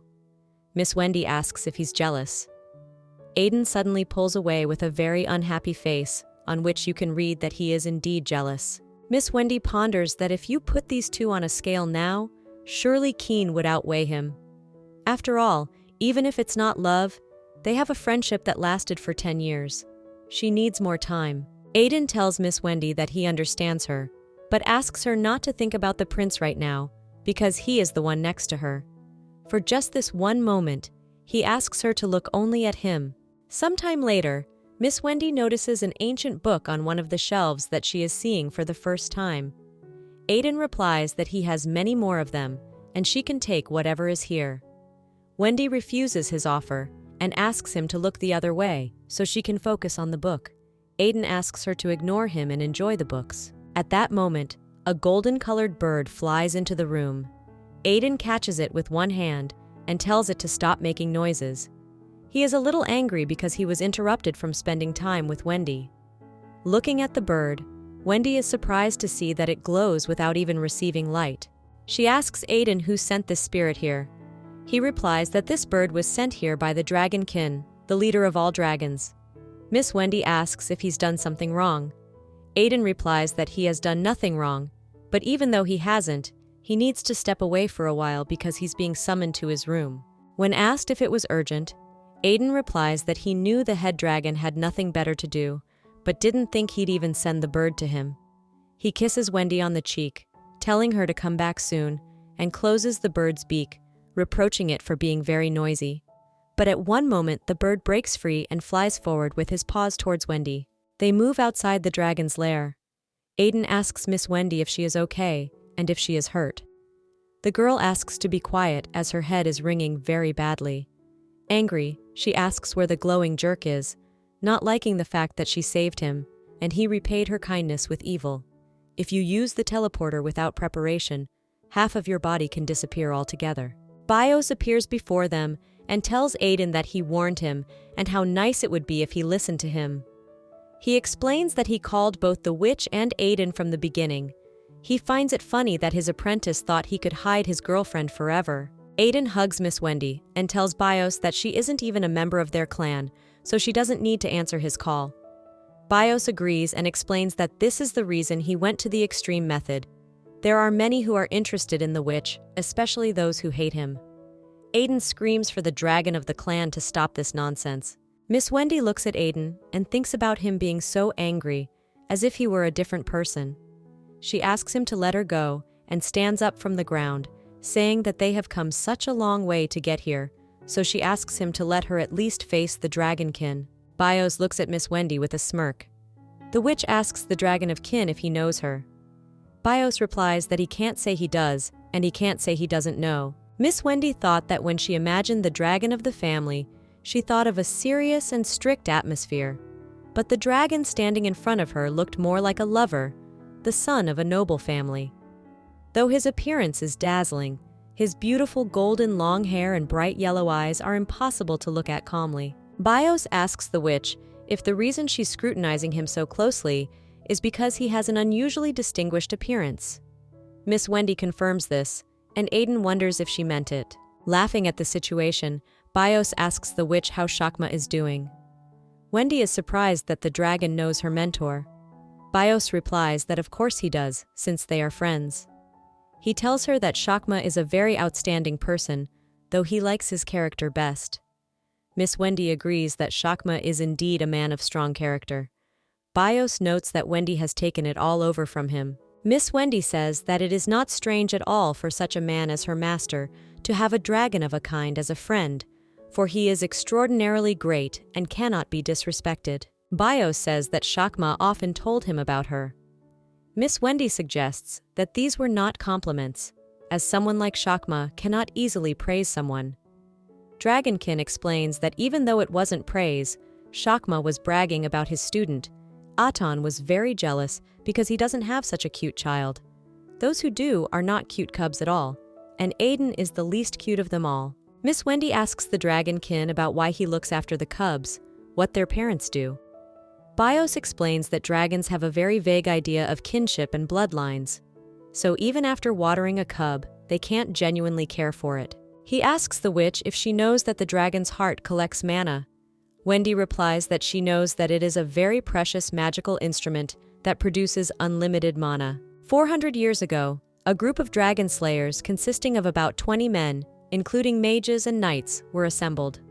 Although at the end of a brutal battle they succeeded in humiliating the dragon, most of the members of their group paid for it with their lives, and those of them who barely survived lost arms and legs in the battle and died slowly as a result. The dragon they killed was the weakest of their kind, a green dragon. But to humans, it was an incredibly strong opponent. So the next dragon slayers to target were the baby dragons left behind by their parents. Those who wanted to target at least the baby dragons began to appear, so he looks after them until they are of age and has personally raised Aiden himself. Bios wipes tears with a placard from his face and says he can't pretend he doesn't know anything when he informs him that he's found his life partner. Aiden reminds the dragon rod that he is of age. Bios continues his monologue and says that of course he was also interested in Shakma's latest apprentice. Even realizing that it could be a bit rude, he called her to him, so he asks the witch to ask him and kisses her hand. Wendy replies that she will of course forgive him, as he is a friend of her mentor. Aiden interjects and says that they're done with all the business here, and it's time to move back. Wendy, noticing how much Aiden is holding back, tells him that he doesn't have to hold back, since she already knows he doesn't have a good temper. Aiden replies that he doesn't want to raise his voice in front of her. Bios reflected that of course he'd anticipated this, But watching with his eyes, he was amused by Aiden's behavior.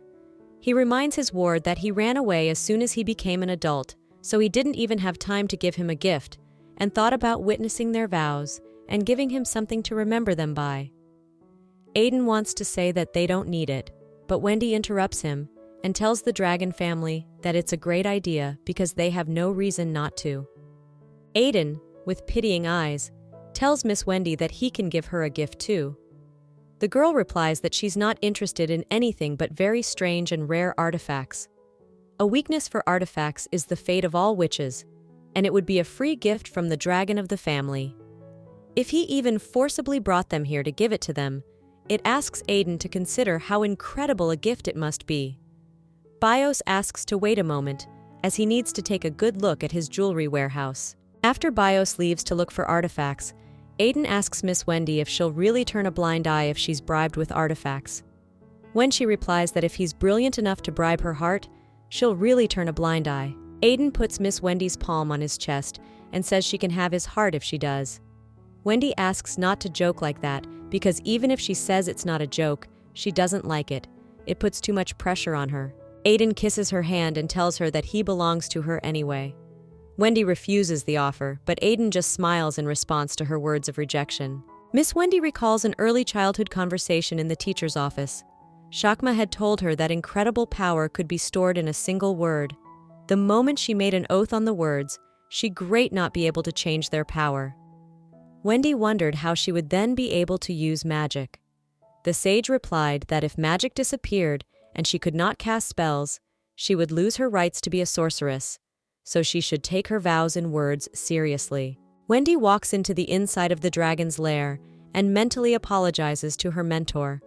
She'd come to her senses when she'd gotten herself into this whole situation. There's no turning back now, and she thought she'd never have a husband. But now she is getting married, not even to a human but to a dragon, and perhaps for the first time in the history of mankind. Of course, she's sure nothing will change after the wedding. The most important thing to her will still be the Magical Laws Research Department. If she had to choose between research and Aiden, she would choose work without a doubt. Even though Aiden said he wanted to be her family, she couldn't become one just by wanting to. Aiden comes to them sometime later and tells them that from the very first day they met, he knew everything was leading up to their wedding. Though he was against it at first, Aiden was just a simple boy who had fallen in love without memory. Aiden confirms the words of his mentors that he loved her from the first sight. Wendy felt ashamed at Aiden's words. Bios remarks that it is incredible that Wendy was able to tame this black dragon, and yet, as a witch, she should know that the character of black dragons stands out even among their kin. When she replies that the Aiden she knows is very meek and whiny, so much so that she even questioned whether he could be her husband, as a witch's partner should be a little bit tougher. The words about Aiden being whiny surprised and angered Bios, and he looks at the pupil with disapproval. Wendy remarks that since human life is just a moment for dragons, it must be nice to be a witch's husband for about 100 years. Bios wants to say something about the vow, but Aiden stops him. Bios puts his hands on the shoulders of Wendy Blanchett and Aiden of the Black Dragon family, and asks if they can vow to accept each other as a partner and be together for the rest of their lives. Aiden immediately agrees, but Wendy wonders if everything will be okay. Though she'd known Aiden since childhood, she'd only gotten to know him 3 months ago. The Aiden she had been watching all this time had cleverly hidden his origins, was very meek and mild, but he had another face he kept from her. The only thing she could be sure of was that Aiden truly loved her, and yet she wonders if she can get married with just that. Wendy only came to this place because she wanted to fulfill Aiden's wish. Even making a vow with the consent of the two parties can change its content at any time. It was time for her to respond to his sincerity, and after a short thought, she gives her cherished consent to become partners. The floor beneath her feet lit up with a bright yellow light, but after a few seconds, Wendy fell to her knees in great pain. She feels as if her heart is about to burst. Aiden sits down next to her and asks Miss Wendy to hold on a little longer, as the heart he gave her is connected to her magic, his gift to her. Seeing that the witch is angry, Bios asks her to calm down first, but Wendy's anger becomes so intense that she begins to emit a thunderstorm and an ice spear with her magic. The pro floor suddenly explodes from the witch's magic to everyone inside. Bios holds Wendy under her arms and tells her that she can't even scratch Aiden with this and asks them to start by talking. Wendy tells Aiden that there is a limit to everything and he has no right to change her life. Handing over the dragon heart means a lot more than just a gift. It means that now Wendy is no longer human. She's not happy about being a fool for agreeing to this wedding, and yet she offers to do it like it was inevitable. Wendy slaps Aiden on the cheek and keeps talking about how it won't work, and asks him if he thought she would accept it if he cried and clung to her like that time. Aiden replies that he had no other way. Wendy reminds him that she agreed to marry him and forgave the deception, so she wonders what else she should have done for him. Aiden replies that he knew that one day she would leave him and run away. He got too angry and couldn't contain himself. Wendy pushes him into a pillar, and just don't cry because his tears won't do any good. Miss Wendy suggests that he finds it amusing to deceive her. This partnership doesn't make sense because whatever he says doesn't justify what he's doing. It's violence to her, so she asks Aiden not to follow her or touch her. She warns him that if he follows her, she'll never look at him again in her life. Bios tells the witch she was too harsh. Wendy simply apologizes to the dragon for messing up their lair and promises to apologize officially to him next time. She glances at Aiden before she leaves the lair and the various emotions he is feeling: excitement, despair, pain, anguish, but she can't find regret among them all. After Wendy leaves the dragon's lair through the portal, Bios tells Aiden that he should have waited a bit longer because he should have explained things to her properly.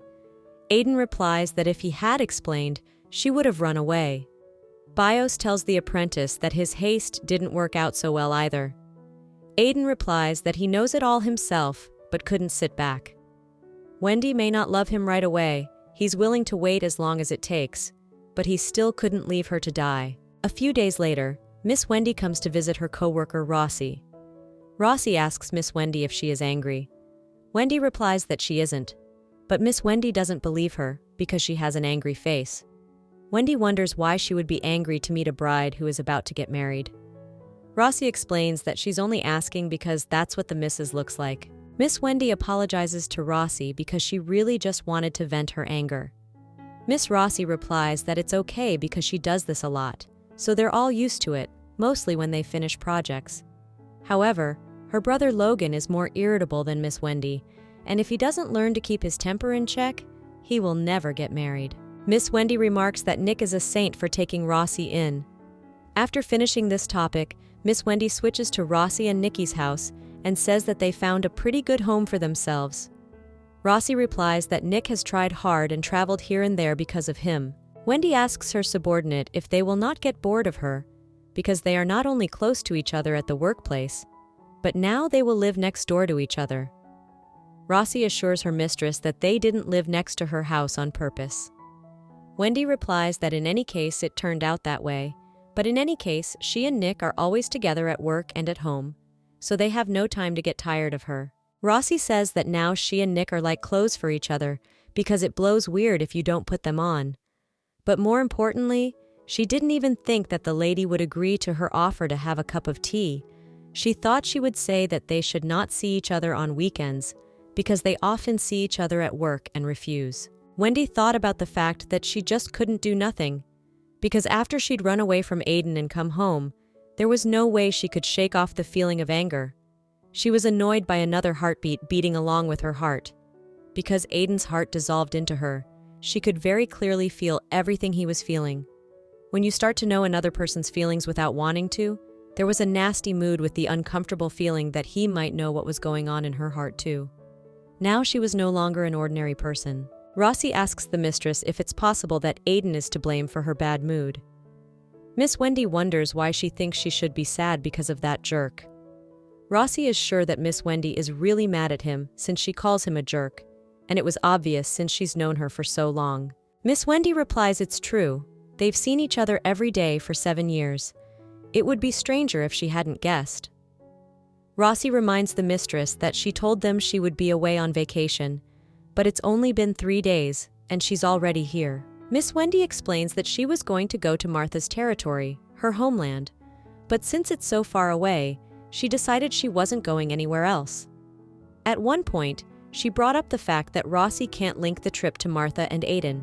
A downcast Rossi tells the mistress that Aiden had played on her nerves, but she thought he'd just crossed the line a little and still hoped Aiden had succeeded because no one had ever won Miss Wendy's heart before. Rossi is sure that Miss Wendy's world is very small and deep, so it's hard for many people to even knock on her door.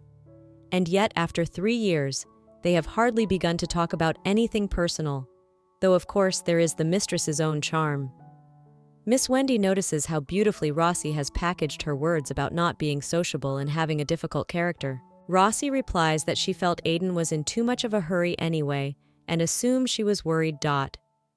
In just one phrase from a co-worker, Miss Wendy felt very deeply felt and cared for. All of her co-workers thought a lot more of her than she realized. Rossi continues to talk about Aiden, namely that it's all his fault for making her mistress really angry. Miss Wendy replies to Rossi that it's so she can't forgive him and can't tell her what happened yet, but she's sure he should have been hit harder. Rossi is horrified to hear that Miss hit such a pretty face, and she even feels a little sorry for him. Miss Wendy puts a ban on Rossi from talking about Aiden in front of her. Rossi then decides to ask her what she is going to do for the rest of her vacation. Miss Wendy replies that she won't even look at magic. Rossi wonders who Miss Wendy really is, as she is not used to hearing her say that. Miss Wendy asks her colleague if she wants to have a fight with her. After a little thought, Miss Wendy offers to help organize the wedding, since it's a 3-month vacation. Rossi replies that she would be happy to do it, since it would be very hard for her to do it alone. Miss Wendy thinks that although she is not an expert in wedding matters, she is sure that she can help. When Miss Wendy arrives at the store, she is asked to pack almost every item she likes that she sees on the shelves. Rossi concludes that almost anything can be solved if you have the money. She asks Miss Wendy if she's thinking of buying it all. Wendy replies she will buy it all and continues to look for more to add to the check. Rossi asks Miss Wendy to get a grip on herself because she's already getting scared. Miss Wendy asks the clerk to pack everything off the shelf as she is too lazy to look at it. Rossi notices that they have already bought everything they need, and there is even more than they need. Wendy adds a rattle to everything they have bought, as they may have a baby. Rossi replies that it's too early for that, and looks at the huge bag of stuff and wonders how much it all costs. Miss Wendy tells her colleague that if they don't like something, they can just throw it away. They don't have to force themselves to use everything. Rossi is sure their house is going to burst, and it's all a waste of money. Miss Wendy replies that she thought their house was completely empty. Rossi explains that's because they wanted to fill it gradually. Wendy tells her subordinate that shyness doesn't suit her at all, and now she's caught a lucky break. She only picked out things that fit Rossi's taste perfectly, except for the things she asked to be wrapped because she was too lazy to look at them. Rossi still thinks it's too much. Miss Wendy replies that she has nothing to worry about because unlike their salary, hers is on a different level. It's been so long since she reached level 3, so do they really think it can replace the spit she spent today? Rossi tells the mistress that she looks very arrogant, so she thinks she is very cool. She thanks her for all the things she bought. Miss Wendy replies that it's all nothing. In Rossi's house, there were all sorts of cute little items gathered in one place, but there were hardly any things that were actually needed. Her cute subordinates can't get stressed over such problems, or it will interfere with their workflow. Rossi jokes that she should have married the mistress instead of Nick. Miss Wendy replies that she wouldn't have agreed to that, noting that they bought everything they needed on this street and suggests they go to the next one. Wenli realizes that as bad as she feels, she can't ask the bride-to-be not to talk about marriage, so she decides to spend even more money. Meanwhile, in the dragon's lair, Bios walks into Aiden's room, asking him to stop lying there like a wilted blade of grass, and suggesting that they go out to eat instead. But seeing that there is no one in the room, he realizes that Aiden has had enough and leaves. After a long shopping trip, Rossi and Miss Wendy come into the house and sit down heavily on the couch. Wendy sees her subordinate is having a hard time and reminds her that she offered to have everything shipped. Rossi replies that they have already shipped a lot of stuff, and yet she is interested in how much Miss Wendy has spent that day. Wendy replies that she doesn't know the exact amount. Rossi thought about the fact that while even her level 5 brother had a huge salary difference from her level 6, Miss Wendy had been a level 3 from an early age. Yet they still say that other level 3 people spend all their money every day on research. Miss Wendy replies that she's a genius, so it doesn't make sense for her to spend all her money on research. Miss Wendy replies to her subordinate that she should at least think about it for herself since she is her boss. Miss Wendy replies to her subordinate that she could at least think about it to herself since she is her boss. Rosso suggests that Mistress should at least buy nice clothes and jewelry in this case. Miss Venom explains that it's all too uncomfortable and bulky. Rosso reminds her that in such a case she can buy precious artifacts. In the past, Miss Wendy has only ever bought rare artifacts, but now the most valuable artifact breathes inside her. So she has no interest in all the other artifacts. Miss Wendy replies that it doesn't matter and asks Rossi if she needs anything else and if Logan has said anything. Rossi replies that they don't need anything and that lately her brother's eyes are almost always closed and she feels so sorry for him. He's almost like a corpse, so once a day she sends her sparrow named Ilya to check if he's alive or not. Miss Wendy suggests that Logan must be happy to sleep 24 hours a day, since he's having the best vacation of them all. Rossi replies that he too is jealous of his brother, who can just relax. Wendy reminds her coworker that she has no choice because she is a bride who is about to get married. She looks out the window and, noticing that it's very late, flies in with a question about why Nick hasn't been seen all day. Rossi replies that Nick went to the temple to drop off some papers, but he should have been back by now. Miss Wendy assumes that the temple people have started messing with Nick's head and forcing him to do something, saying he's an employee of the Wizard Tower. She advises Rossi to go get Nick as soon as possible since she's already leaving. Nick is obviously being used and can't say a word against it, so he needs to save the princess. Rossi jokes that she's too cool to be a princess, but there's really nothing she can do about Nick, so she has to get ready to leave. Even though Rossi doesn't have a good survival rate, it saves Nick when he gets into unfair situations because of his kindness. Ever since they were kids, they've been creating that balance. So Miss Wendy is sure these two will be a perfect match. Rossi says goodbye to Mistress and thanks her for everything she has done for her today. Wendy thought about the fact that compared to the support Rossi had given her, the things she had bought were really nothing compared to that. The next morning, Miss Wendy relaxes in her bathtub and reflects that Aiden is a fool for easily betraying the foundation of her life. If she dies, he will follow her. She decides that she needs to calm down and think about her future losses and what she will gain. The problem Wendy needs to think about first is Aiden. She's not quite sure what to do with the selfish man, or whether to ignore him for the rest of her life. She thinks that would be the most effective punishment for Aiden, and now she has the heart of a dragon. It's not a bad option for her to become an archmage and write a page in history. Wendy grabs the heart of Aiden's very confused and messy feelings for her. But if the fact that he's desperate though, she's the one being tricked. Sometime later, Wendy sits in Shakma's office as he has summoned her. The sage asks his disciple if she has calmed down. Wendy replies that she has been calm from the beginning. Shakma notices that she came here with a face like she was about to cry. Wendy denies it, but Shakma reminds her that he has known her since she was very young, so he asks her not to try to deceive him. Wendy thought about her teacher standing at the end of her path. She thought she would follow him to her death, but because she got the heart of a dragon, she realizes that she has become stronger than her teacher. So she feels as if she has not only lost her purpose, but has lost her way. Shakma notices that the kid is good at making his student cry. He finds out from Bios that Aiden is a black dragon. Wendy gets angry at the teacher for knowing and not telling her, but Shakma explains that he only knew Aiden was a black dragon.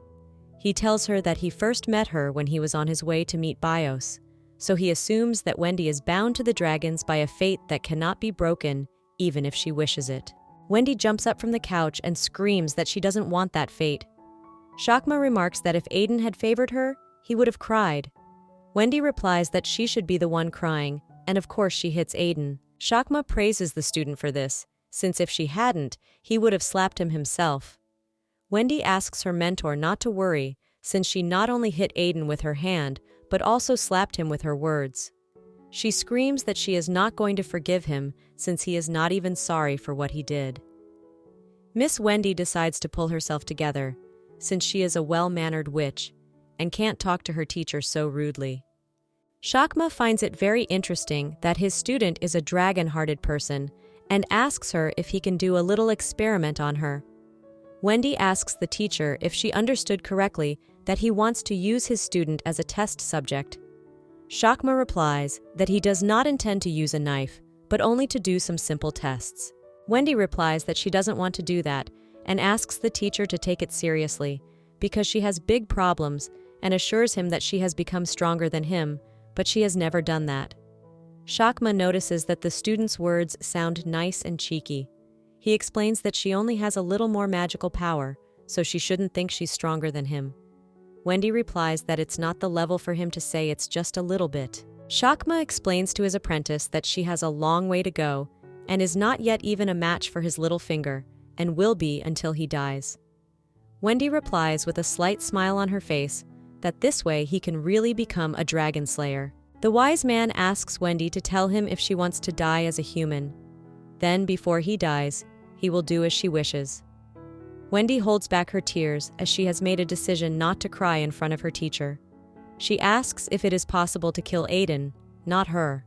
She suddenly feels again as if she has been given a choice and that Wendy Blanchett's life is not completely lost. Late at night, Wendy returns tired to her room. During her vacation, her teacher has burdened her with requests to bring her a book, to finish the analysis of the magic circle, and to find the necessary materials for his experiments. She comes to realize that, unlike her, the teacher is really dependent on work. She finds it amazing how the teacher has managed to create so many magic circles in such a short time. Wendy can hardly create them after sitting at it for a day or two. She said that she had become stronger than her teacher only by increasing her magic power a little, and she was ashamed of it. Wendy notices Aiden standing in the room and reminds him that she said that if he follows her, she will never see him again. Aiden confesses that he was wrong and asks for forgiveness. Wendy refuses to do so, as she will probably never be able to forgive him for deceiving and restricting her. Wendy would be fine if she hated Aiden, but she doesn't. She's just angry that he didn't tell her what he is, that he smugly handed her the heart of a dragon, and most importantly, that he doesn't regret it or apologize at all. Wendy feels in her heart that Aiden's words are sincere. She tells him that she can't limit her in this way and will live as Wendy Blanchett and die as Wendy Blanchett. And if he knew that, he wouldn't do something so stupid. Aiden apologizes to Wendy and agrees that he was wrong. The girl wonders why he says all this, even though he feels no remorse. Aiden kisses Wendy's hands and replies that he can't tell her he's sorry because it's a lie, but he thinks he was wrong because he really didn't intend to hurt her. He also didn't think about coercion and tyranny. He really didn't think about it at all. Wendy explains to Aiden that his lack of intent doesn't stop his actions from being wrong. Though it won't convince her, she wants him to tell her an excuse that will make her feel sorry for him. Aiden explains that he was worried and wanted to be there for her. He wanted to make her love him. He wanted more time to convince her, so he did. With tears in his eyes, Aiden assures Miss Wendy that he loves her and was wrong. He asks her not to hate him. Miss Wenger reminds him that she has said before that she doesn't hate him. If she really hated him, she wouldn't even listen to his apologies and wouldn't look him in the face like she does now. But she won't forgive him anymore like some silly girl. Wendy asks Aiden to promise that from now on, he will only tell her the truth and will no longer intentionally hide or lie to her, and asks him to put his heart on the line. What he swears on his heart will mean that the moment he breaks his promise, she will give up her life. And since she means more to him than his own life, there's no better shackle than that promise. Aiden vows to tell her the truth for the rest of his life. He discovers that Miss Wendy is really smart, for she has made him a condition he can never break in his life. This vow was heavier than the one they made before BIOS, so it could be called a real wedding vow. Miss Wendy bites Aiden's fingers, and he gets nervous that she is getting him very turned on. Wendy leaves a teeth mark on Aiden's ring finger, and, calling it a wedding ring, asks him to do the same. The next morning, waking up in the same bed, Miss Wendy tells Aiden that she can't seem to move. Aiden apologizes to her for overdoing it, but she just calls him sweetie and hugs him tightly. Wendy notices that he's nervous even though she's just laid in his arms, and they hug so often that he should be used to it by now. Miss Wendy remembers that she promised to go to Rossi's since they agreed that she would help her with the wedding invitations, which they didn't finish yesterday, so she asks Aiden to get her an energy drink. Aiden reminds her that it's not healthy and it's better to eat. Wendy replies that it's not so bad, even though it has side effects. Remembering them, she suggests that Aiden drink it. Aiden asks if she's suggesting that he drink the energy drink to do it again. Wendy replies that if they do it again, she will die. However, if he gets weak, maybe they'll do it less often. Aiden remarks that she will torture him before the side effects show up. Wendy remembers at one point that stamina is not related to magical power, so she wonders why he's so good at it. Aiden replies that all dragons have good stamina, and he's been practicing hard because he thought she wouldn't like a weakling. Wendy replies that although being very weak is a bit of a problem, she doesn't pay that much attention to it. Miss Wendy reflected on the fact that her vacation had just begun, but she had experienced too much in the meantime. Come to think of it, her and Aiden had first had a family fight 2 days ago in the dragon's lair. She fought like she wanted to spill his blood, but now they're lying peacefully side by side. Wendy decides to take a nap, because when she wakes up, she has to go to Rossi's and then report to her teacher. A while later at the Rossi house, Miss Wendy checks the list of things to be prepared for the wedding and asks Logan if it's all there and if it's true that there's nothing else. Logan confirms this, and Rossi is happy that they were able to finish the preparations so quickly thanks to the mistress. Miss Wendy replies that it was not really her but her purse that did it. Rossi and Nick cry tears of happiness as they dread the wedding preparations and the financial costs. If they don't think about money, everything turns out to be so easy. Rossi proposes to Nick to get a promotion too, but it will take a lot of hard work. Aiden suggests they start the tea party since he has baked cookies but doesn't know if they will like them or not. Wendy drinks tea and says that what has been done so far is very little. Logan wonders how big of a wedding she is planning. Wenli replies that the plans are at least bigger than they are now. Aiden remarks that they have a lot of planning to do considering it's going to be 5 days. Nick replies to Miss Wendy that she can't compare their wedding to a state holiday because everything is already bigger than they imagined. Miss Wendy looks at the list of things again and wonders why everything she wrote is crossed out in red. Rossi replies that they have chosen 4 conditions for the bride's happiness. She must prepare the new, the old, the borrowed, and the blue. Blue in pagans and Christians means love, modesty, and fidelity. Blue color in the outfit is a symbol of peace and harmony in the future family. A blue armband is often worn. Rossi says that from the old, she will wear a veil left by her late mother, new wedding shoes bought by Miss Wendy, a borrowed bracelet of her friend, and blue will be her brother Logan's prepared necklace with a sapphire pendant. Logan tells everyone that now that the preparations are done, they can get a good night's rest before the event. Miss Wendy reviews the to-do list and replies that it can't be like that. There must be more to do. Logan tells Mistress that if she stares at that sheet of paper like that, things won't just appear on their own. Nick asks the missus if it's really that hard for her to put up with not having a job. Rossi adds to their words that she's been thinking for a long time that their boss seems to have a serious addiction to work, and if she starts talking about it now, is she sure she'll be able to relax during the whole vacation? They say that only those who have tried it can have fun, and all she has done is work. Miss Wendy replies that there is nothing she can do about it because work is her hobby and her happiness. Aiden offers to pour her some more tea so she can calm down. Everyone watches in amazement, and Rossi wants to say something, but at that moment, Miss Wendy says that she forgot that she and Aiden had another appointment, so they have to go. Outside her co-worker's house, Miss Wendy tells Aiden that they were almost exposed and that she doesn't want to talk about their relationship yet, because being exposed and telling her own story are different things. Sometime later, Wendy and Aiden come to Shakma's office. The sage is pleased that the research material has come to him. Wendy asks if he accidentally called her the research material. Shakma replies that she is stating the obvious and asks to come in soon. Aiden tells Shakma that it is a pleasure to meet him. The sage replies that it is very interesting to hear such a polite address from a dragon. After all, you can see who will live a long time, and asks the student if she agrees with him.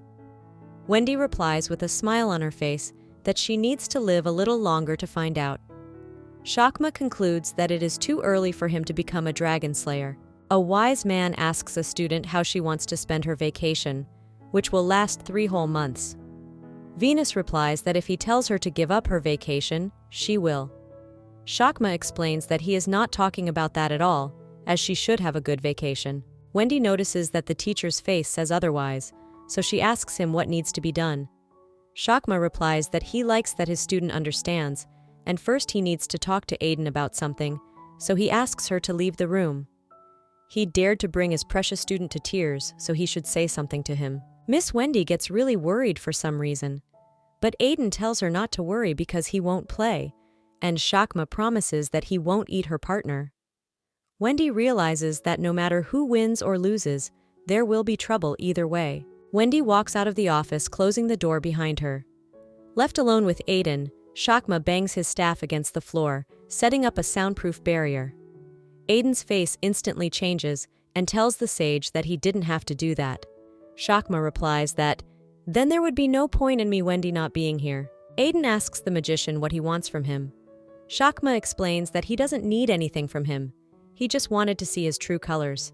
He's sure if Wendy were here, she wouldn't keep quiet. Reaching the other end of the room, Shakma turns around and asks Aiden not to stand there on the aisle so he can come and sit down. Aiden replies to the mage that he has nothing to talk to him about. Shakma asks him if he wants to accidentally break the barrier and go back to Wendy, but he is sure she won't be too happy about that. Observing Aiden's insolent behavior, Shakma concludes that he is indeed a very arrogant dragon. He explains that of course he didn't want to talk to the one who made her student cry, but she's like a granddaughter to him. Aiden, with an angry look on his face, tells the mage to shut up. Shakma responds by holding back from tearing him to pieces, which is why he loves his apprentice so much. He warns the dragon that if he hurts him, Wendy will never forgive him, because she is very dear to him, and he in turn does not want to interfere in her life. But he can't just turn a blind eye to what he's doing to her. Shakma calls Wendy the most talented of all his students and is confident that she will soon surpass him. Aiden replies that this is all very awkward. Shakma, with light sarcasm, simply begs the dragon's forgiveness for making him uncomfortable. However, the sage is sure that Aiden is hiding his true feelings and asks him if he really loves his apprentice. Aiden replies that if he didn't love Wendy, he would have killed the wizard long ago. Shakma replies to the dragon that he never doubted it. He has several apprentices, but of course Wendy is the best of them, but he thinks they are all wonderful and will never refuse a request from any apprentice. Realizing that Wendy is about to meet her former lover, he jumps up from the couch, thinking that he can't let them meet. He has to stop it before it's too late. He has to be the only one Wendy supports. As Aiden approached the door, however, he wondered if Wendy really belonged to him, and if it was a forced relationship. She could just feel sympathy and pity for him. She couldn't refuse him the day he asked for love.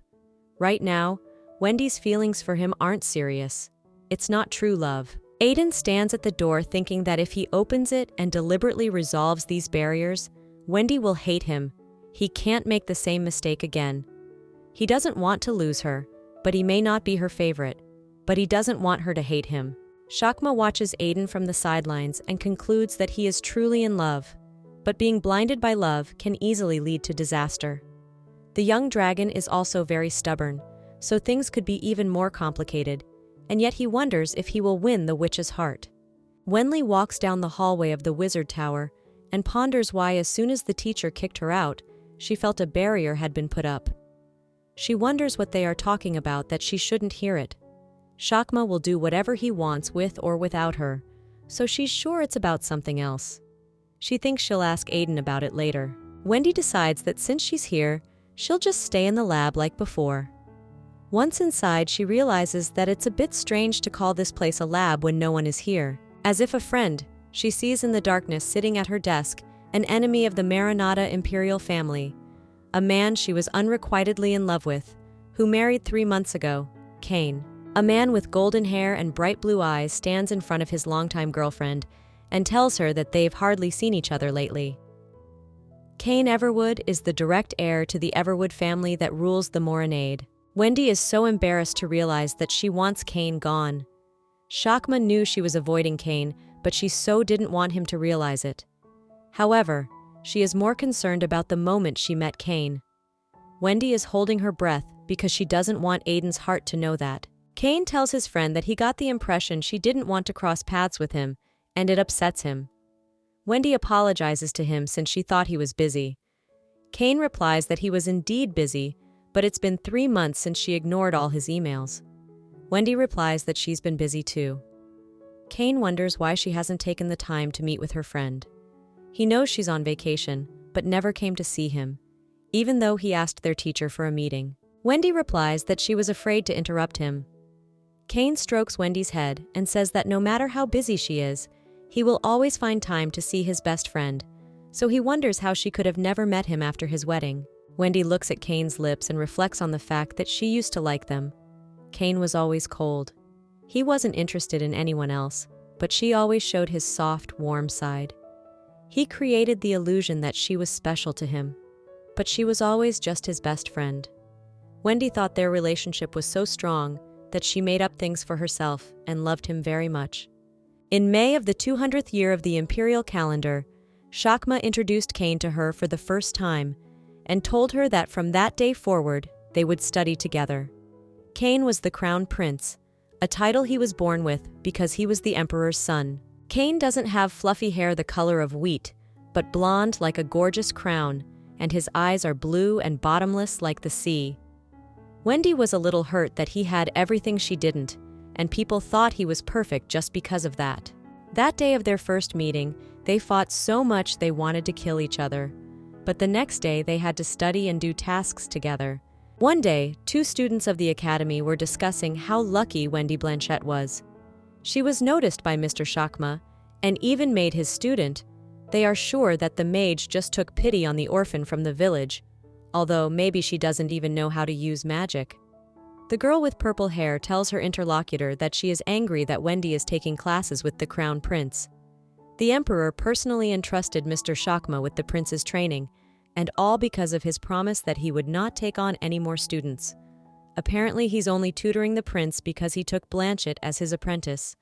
They think she's a nuisance, and that she has personal motives towards the prince. Hearing this unpleasant talk about herself, Wendy pours water on them and hits them with her abilities in magic, why she became Mr. Shakma's apprentice. The 2 gossipers run away in horror, with the words that she is a supreme magician and a horrible monster. Sometime later, Wendy sits alone on the edge of the roof. Cain approaches her and asks her what she is doing here. Wendy replies that it's none of his business and just doesn't sit next to him. Cain calls her rude and says that she is always like that, which is why she has no friends. Wendy screamingly asks the boy if he accidentally wanted a fight. Cain doesn't give in to the provocation, and with a smile on his face reproaches her for acting like a prickly hedgehog. Wendy gets up from her seat and tells him that he started it all first. No matter how nice she is, no one sees the good in her. They all pretend to be nice and then gossip behind her back, so she can't act any different. If she hears something that offends her, she does whatever she wants. Cain asks Wendy if she's actually pretending to use magic. Wendy replies that she's not, because who can die? The prince notices that she is kinder than she looks.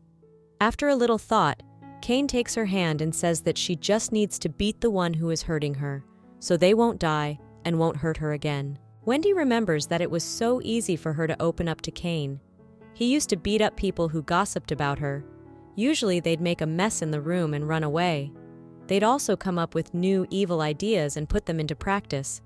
Somehow they had become a troubled duo. She was really having fun back then. In the moment, Wendy wondered why Cain had started messing with her. At first, he was just teasing her. Cain distracts Wendy from her thoughts by rebuking her for not listening to him at all. Wendy explains that she was just remembering their old days. It's been a long time since he came to the Wizard Tower. Kate replies that she's actually right. It's the first time he's come here after years of training. His only regret is that he can no longer set Lord James Rendell's beard on fire. Wendy tells him that he is now the head of the magical weapons development team. Kate replies that she knows that, so he's even more disappointed. Wendy asks Kane if James still thinks that his quick promotion was just because he was the master's favorite. Kane asks not to even ask about it anymore, and asks his friend a counter-question about whether everyone still discusses her after seeing the results, and without waiting for an answer, says that he sees her a lot at parties, so he thinks they could spend more time together. Wendy asks him not to torture her like that, because he looks pathetic, but he does not refuse the offer. Wendy reflected on the fact that it had been a long time since she'd had a pleasant conversation with Kane. She wanted to hide the feelings that were overwhelming her. Even though Kane is a good friend, she felt awkward because she couldn't figure out where and when her heart would leak hidden words and sentences, and watched every word she said. She can't concentrate on Kane's words, even though he's right in front of her. Now she's so uncomfortable meeting his gaze. Kane tells Wendy that he's very comfortable with her, but realizing she didn't hear him, changes the subject and says he's glad he got married. He strokes Wendy's head, but she brushes his hand away, asking him not to act like an older brother. Kane replies that he can't cede the spot to anyone else and will defend it. Kane heads for the exit, but Wendy stops him by shouting words that she congratulates him on his wedding, even though it's late. They are words she couldn't say to him after the wedding, but now it's so easy for her to say them. Kane, after a short pause, thanks her friend and asks her to visit him next time and not to ignore his letters. After Kane closes the door behind him, Miss Wendy asks Aiden if he's here and notices that they haven't seen each other much lately. Aiden hugs her sweetheart tightly and asks her not to see the prince again because she fears he will take her away from him. Wendy asks her why he didn't tell her earlier. Aiden replies that he just didn't want her to hate him. Wendy explains that if she hated him, she wouldn't wait now, and admits that she loves him but can't say it yet. So the best conclusion she can come to is that she likes him. No doubt Wendy is convinced that her feelings for Kane have changed. Aiden replies to Miss Wendy that he really likes her too. It was obvious that her feelings would change because Aiden always hugged her tightly. Kane sits in Shakma's office and tells him that Wendy rejected him from the beginning, and he too not notice it. However, he is sure that there will be no woman he will love more than Wendy. He is well aware of his position and the heavy responsibilities that lie ahead of him. Ever since he was a kid, Kane hadn't forgotten a single thing, and that meant he always had several options to choose from. Among them was not the one he loved so much. Sometimes he can't stand it at all, because he's tormented by the thought that if he hadn't backed down, abandoned her and pretended not to know her, everything would have been different. Shakma tells Kane that he shouldn't have done it. The prince agrees with the teacher because he thinks he shouldn't have done it either, but all he wants is for Wendy to be happy. He can't drag her into this horrible world of power just because of his greed. Shakma calls Kane an insensitive guy because he couldn't admit his feelings to Wendy and immediately married another woman. Kane replies to the teacher that he doesn't regret his decision because he thinks he's still a child. Kane clarifies that Miss Wendy's admirer is really Aiden Winter and says that he has seen how jealous he is of her. Meanwhile, Wendy is at Rossi's wedding and says she feels like she's marrying off her daughter. Rossi stands in a white dress with a blue wreath on her head, holding a bouquet of blue roses, and asks her mistress if she looks good. Wendy replies that she looks good enough to easily outshine Nick. Miss Wendy asks her subordinate why she's not worried. Rosso replies that the wedding is just a custom for her. She and Nick have been together for so long, so she has no reason to be nervous. Wendy replies that she sees how nervous she is, and also thinks that she can't help being nervous because she is going to start a family. Aiden, Nick, and Logan enter the room. Nick and Logan report feeling nauseous. Wendy asks Aiden what is wrong with the two of them. Logan replies that he is more nervous than the bride herself and feels like he is about to die. Nick runs up to his fiancée and tells her she looks amazing. Logan, meanwhile, tells the missus that it's all disappointing, and he also hates Nick because he's marrying his sister. He explains that he hasn't liked the two of them living together in a long time, but most of all, he doesn't like the marriage. Nick tells his co-worker that it's all too much. Rossi calls their fight funny and jokingly suggests they fight some more. Miss Wendy calls Aiden and tells him that she needs to go get some stabilizers. Looking outside the company where the wedding party is being held, They meet Hannah, the manager of the Magical Stone Research Department. Hannah, a girl with bright green hair, asks how Aiden is doing and hopes that he has already helped them. Wendy replies to her co-worker that Aiden has indeed been very helpful to her.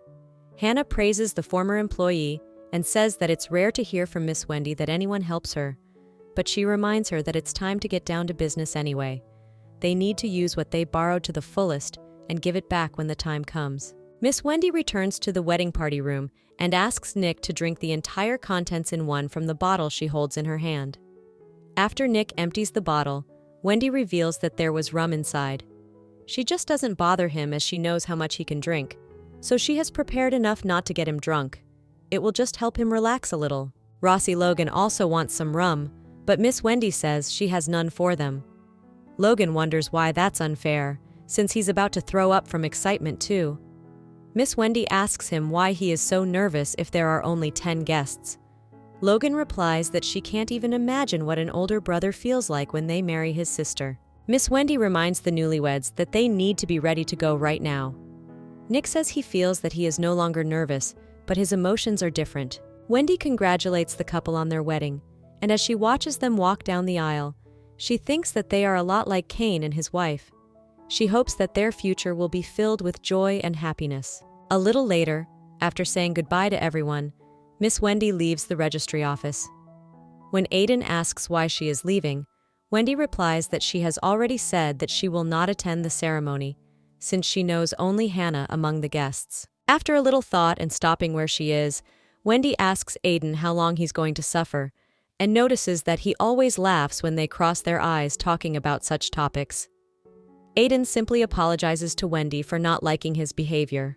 Miss Wendy remembers Aiden saying that he doesn't want her to hate him and reflects that, if you think about it, he often says things like that.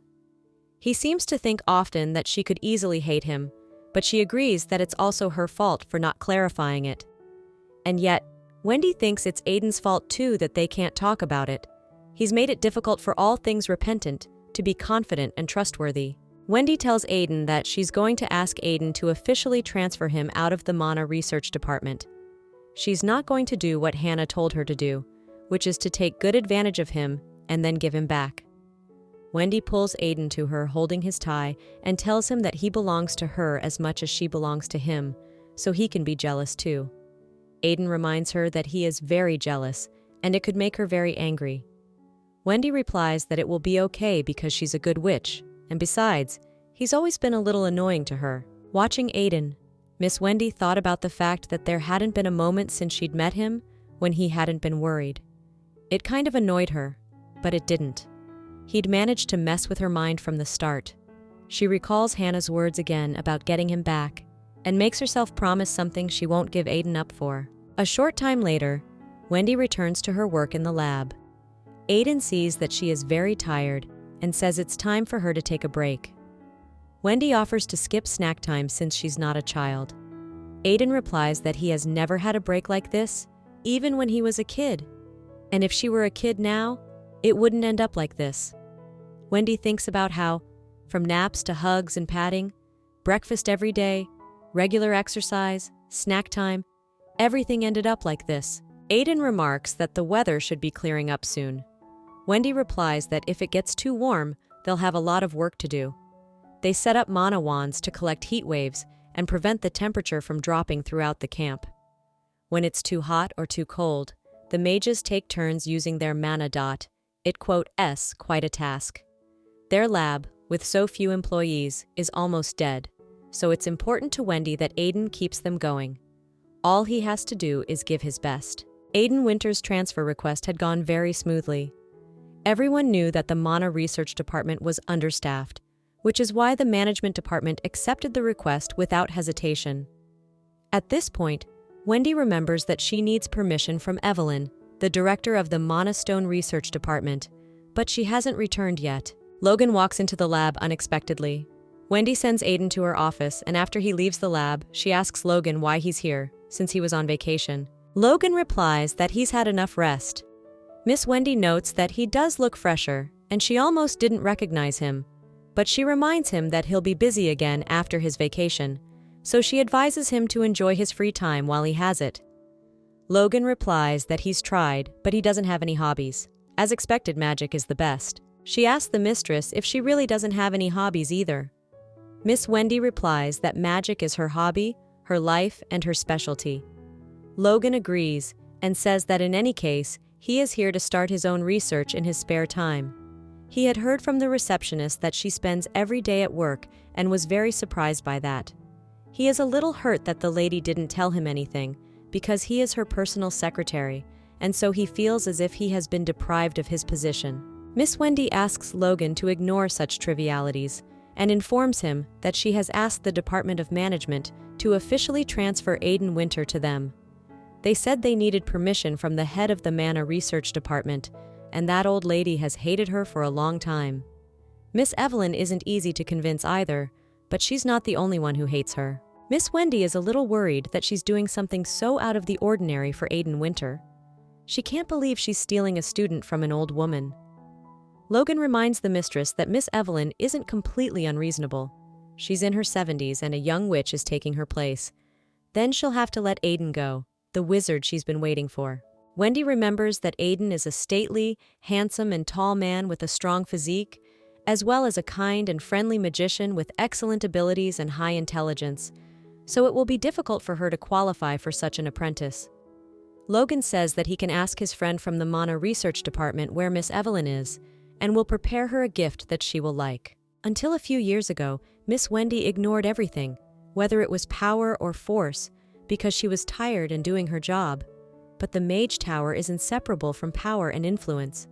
For one thing, the tower itself is an official institution of the Moronot Empire.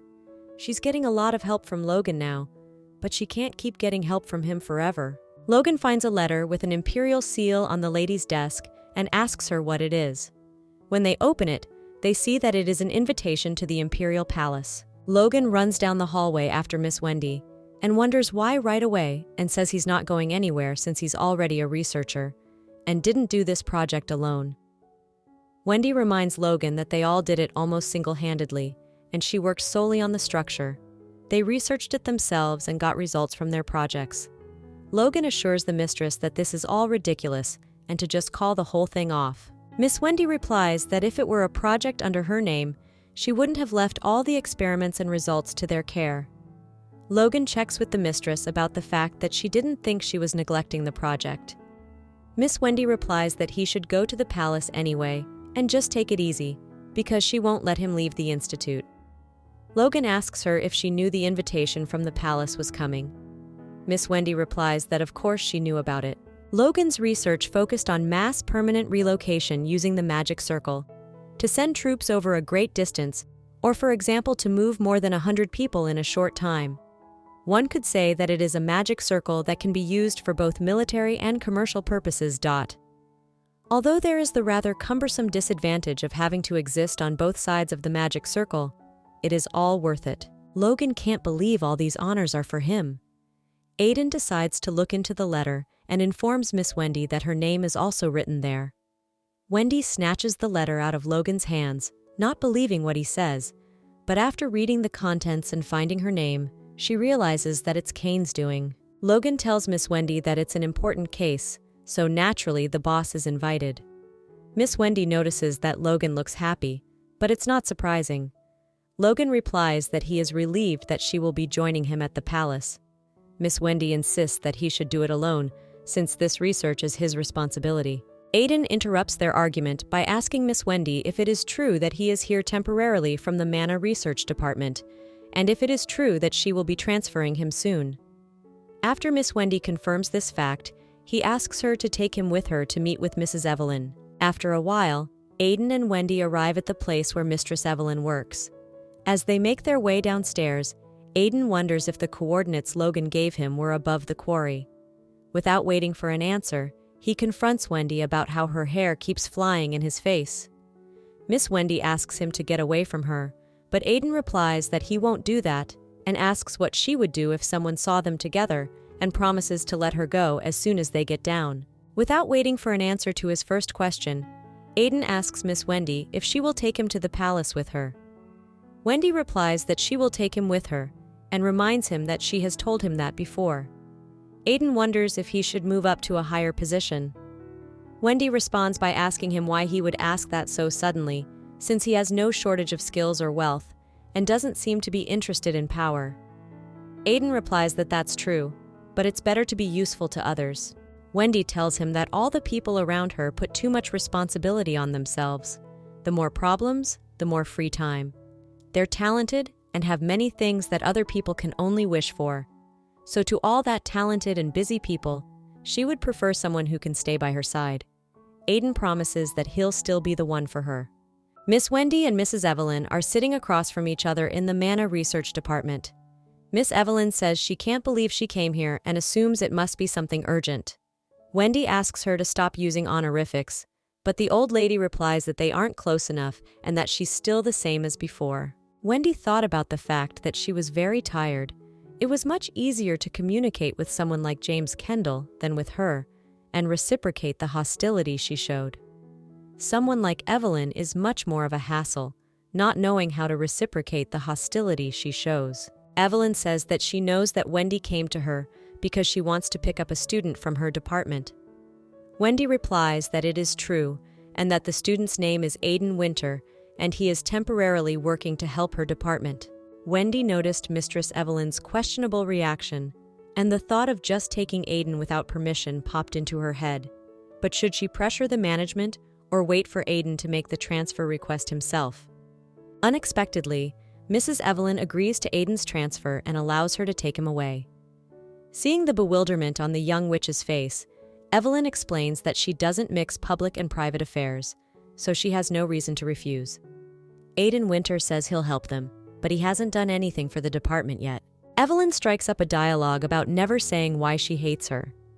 Wendy replies that she really does. She's always been curious about it since she was a little girl. Evelyn tells that stupid people say it's because she's jealous of the talented witch. She really is jealous, but that's not what Arena is about. She even found her arrogant way of talking cute. Wendy has a lot of powerful people around her. Besides, she is also the only apprentice of the greatest wizard, so she should lead the Tower of Wizards. Her responsibility is enormous, but she is busy chasing her teacher's shadow. That's why she dislikes her. Endowed with talent, plenty of opportunities, and even a nice environment, she has it all. Evelyn thinks Wendy is a brash, lazy witch who thinks nothing of doing things on her own. But now it seems she's decided to step out of her teacher's shadow. At night, in her residence, Wenli lies in Aiden's arms and ponders about Mrs. Evelyn's owls, whether she has noticed any changes in her that even she herself has not noticed. Wendy remembers the day she made a promise to her master to become a great witch like him. She had once dared to take Master's hand and leave Martha, but right now she was the only apprentice to the greatest wizard of all, Shakma. She didn't rely on anyone but the Master. Leaving this pit would be up to her alone. Wendy still doesn't know where the high place the Master told her about is, but at least without surpassing the Master, she won't be able to achieve what she wants, so she must keep her promise to Master Shakma. Aiden asks Wendy why she can't sleep. Wendy responds by asking him why he can't sleep, if he's having nightmares. Aiden tells him that in his dreams, there is only Miss Wendy in his dreams. They kissed and hugged in his dreams. Wendy promises that she will hug him now, so she asks him to sleep some more. After Aiden falls asleep, Wendy looks at him and reflects on how much his words mean to her. Like a teacher's promise sealed deep in her heart, she promises him that she will stay with him wherever he goes. He has become one of her strongest pillars. 3 days later, Aiden and Wendy spot Logan outside the lab. Wendy tells her coworker that he's here very early today. Aiden lets go of her hand and approaches Logan to greet him, but Logan says there's no need to greet him. Wendy reflected on the fact that this was the first time Aiden had let go of her hand himself. Since this morning, Aiden had been more sensitive than usual. Ever since the day the invitation from the palace came, she thinks he seems more strung out. He can't even hide it when he's quiet, wrinkles appearing on his forehead. But when she and he meet eyes, he just smiles, and she couldn't say anything to him. Logan interrupts his boss's musings and says that he feels like he's going to throw up when he sees the people from the palace. Miss Wendy replies that he can't throw up in the palace. Aiden offers to give Logan some nausea medicine. Wendy wonders why Aiden would carry around nausea medicine and reminds Logan that he has been in the tower for years, so he should be used to it by now. Logan replies that the tower is a little different from the palace. Wendy asks him not to worry so much about it because she doesn't want to hear that his senior researcher threw up in the palace. After gathering his thoughts, Logan suggests that they go there, and after he puts the letter on the magic panel, they all teleport to the destination. Arriving at the palace, Logan tells the council that his magic circle can be used for military and commercial purposes. This can simplify the imposition of magical text symbols, and in addition, the stability of movement from fixed shape research, mana can be increased. The council asks the magician how many people can be moved at a time. Logan replies that you can move about 100 people at a time. Kane concludes that if they use it correctly, they will gain many advantages. Logan adds that mana power must exist on both sides, but it can be problematic, but he is sure it is worth it. James Randall, head of the Magical Weapons Development Department, asks Logan if this installation will be expensive, and another problem is that it can't be installed without permission from other countries because it's a permanent magic circle, but it costs a lot of money to maintain. In addition, he is confused by the fact that it says initially about mass movements, but it turns out to be only 100 people. He finds it all very tedious, so he doesn't think it's worth it. Wendy listens to everything James says about Logan's development and calls the council stupid and that they don't even understand anything. She's also embarrassed that this creepy man is sitting in her teacher's seat. Kane replies that it's not going to be easy right now, but this opportunity in itself is already a great achievement, and so he thinks it's enough to get a 4th-degree medal. Logan bows and says that he wouldn't have achieved this result without Miss Blanchett's help. Wendy gets angry because she asked Logan not to say it, but he did it anyway and did it his way. Kane turns to Miss Wendy and says that as Mr. Rendell pointed out earlier, this device requires agreement for cooperation and permission from other countries, and especially cooperation from the Principality of Rahamala. Since they cannot yet explain the results of this research, as chief scientist, Mr. Meyer should return to the tower and conduct further research. The prince also notes that Miss Wendy is well versed in this research, and it is fortunate that she is now on vacation. Wendy abruptly gets up from her seat and rudely asks Kane if he planned this all along. Casey reminds her friend that this is an official meeting, and she will need to go to the Principality of Rahamala to report the results of this research and get their permission. Wendy reminds her that she is still on vacation, but unwilling to listen to Kane's excuses, she reminds her that this is an order for her, one of the top 3 government employees, not counting those in the tower. Wendy replies that in that case she will do it, but she will be accompanied by Aiden Winter, a member of the Monostone research staff. Kane replies that he thought he knew him as a member of the Monostone research staff. Wendy takes Aiden's hand and explains that this time he officially belongs to the Mana research department. Wendy sees Kane staring at their holding hands with Aiden. She thought he would laugh, but there was no smile on his face at all. After they leave the palace, Logan asks the mistress if she is going to meet with His Highness, since the steak business at the Imperial Palace was winding down. She was always in for a laugh with the prince in person. Wendy explains that if she met with him right now, she would be known as the prince's assassin. Wendy reflects that it's not normal for Kane to send someone on a business trip. She knows it well, since she used to work in the Mage Tower. So far, everything has been fine. It annoys her a bit, but it was the only way to show what he thinks of her. Still, Wendy wonders why Kane is so angry since he has a beautiful wife, and basically should be happy. Wendy is angry that she will spend a lot of money on business trips because she doesn't know they are paid for by the government. Aiden and Logan try desperately to calm her down, but have a hard time doing so. Sometime later, they sit in the lab and look at a map trying to figure out how far away the Principality of Rahamala is. Logan replies that it would take 3 months to get there. Wenli thinks it would be faster to teleport, but after traveling that far, the whole damn world would know about it. Logan, noticing his exhausted state, says that he'll send the information to the top, but Wendy replies that it's a separate mission, so she's sure they already know about it. Logan tells her that since he is on vacation, he has to pay more, and there will be no funding for the second half of the year. He asks the mistress to be careful when traveling, not to starve or become homeless. He is not worried now, as Aiden will be with her, and at least she will eat on time. Aiden, having tea with Wendy in her office, notes that she seems to have been badly injured today. Wendy replies that there's always an accident at work. Logan does big things, and she's nothing compared to him. Aiden replies that she is just as involved in this incident because she is not someone who can just ignore things happening in front of her. Wendy kisses Aiden's hand and apologizes for using him, and thanks him for backing off. Aiden replies with a smirk on his face that she has nothing to apologize for. Wendy thinks about it being sad, but she didn't see any other meaning in Aiden's phrase. He'd been pretty empathetic since day one. She knew Cain was the reason, but she didn't want to avoid seeing him. Either way, she knew it would have to be talked about someday. But she wasn't looking forward to that day approaching. Even if all her feelings became clear, Aiden's thoughts might be different. Wendy wants to say something about her feelings for Cain, but Aiden doesn't listen, and replies that he knows everything because he can figure it out just by looking at her. He asks her if she has ever thought that other people might suspect it too. However, Aiden realizes that after all, it's normal to worry about it, but the people around her are stalkers, and he's the most persistent of them all. Wendy suddenly wonders how many people might have known about it if co-workers knew. Aiden reassures her that it's just a hunch. Wendy, covering her eyes with her palms in shame, says that his guess is correct. The embarrassment when someone about the feelings that were bubbling up inside her was clearly visible, so it was foolish to assume they wouldn't be found out. Her loved ones had said nothing to show their hunches.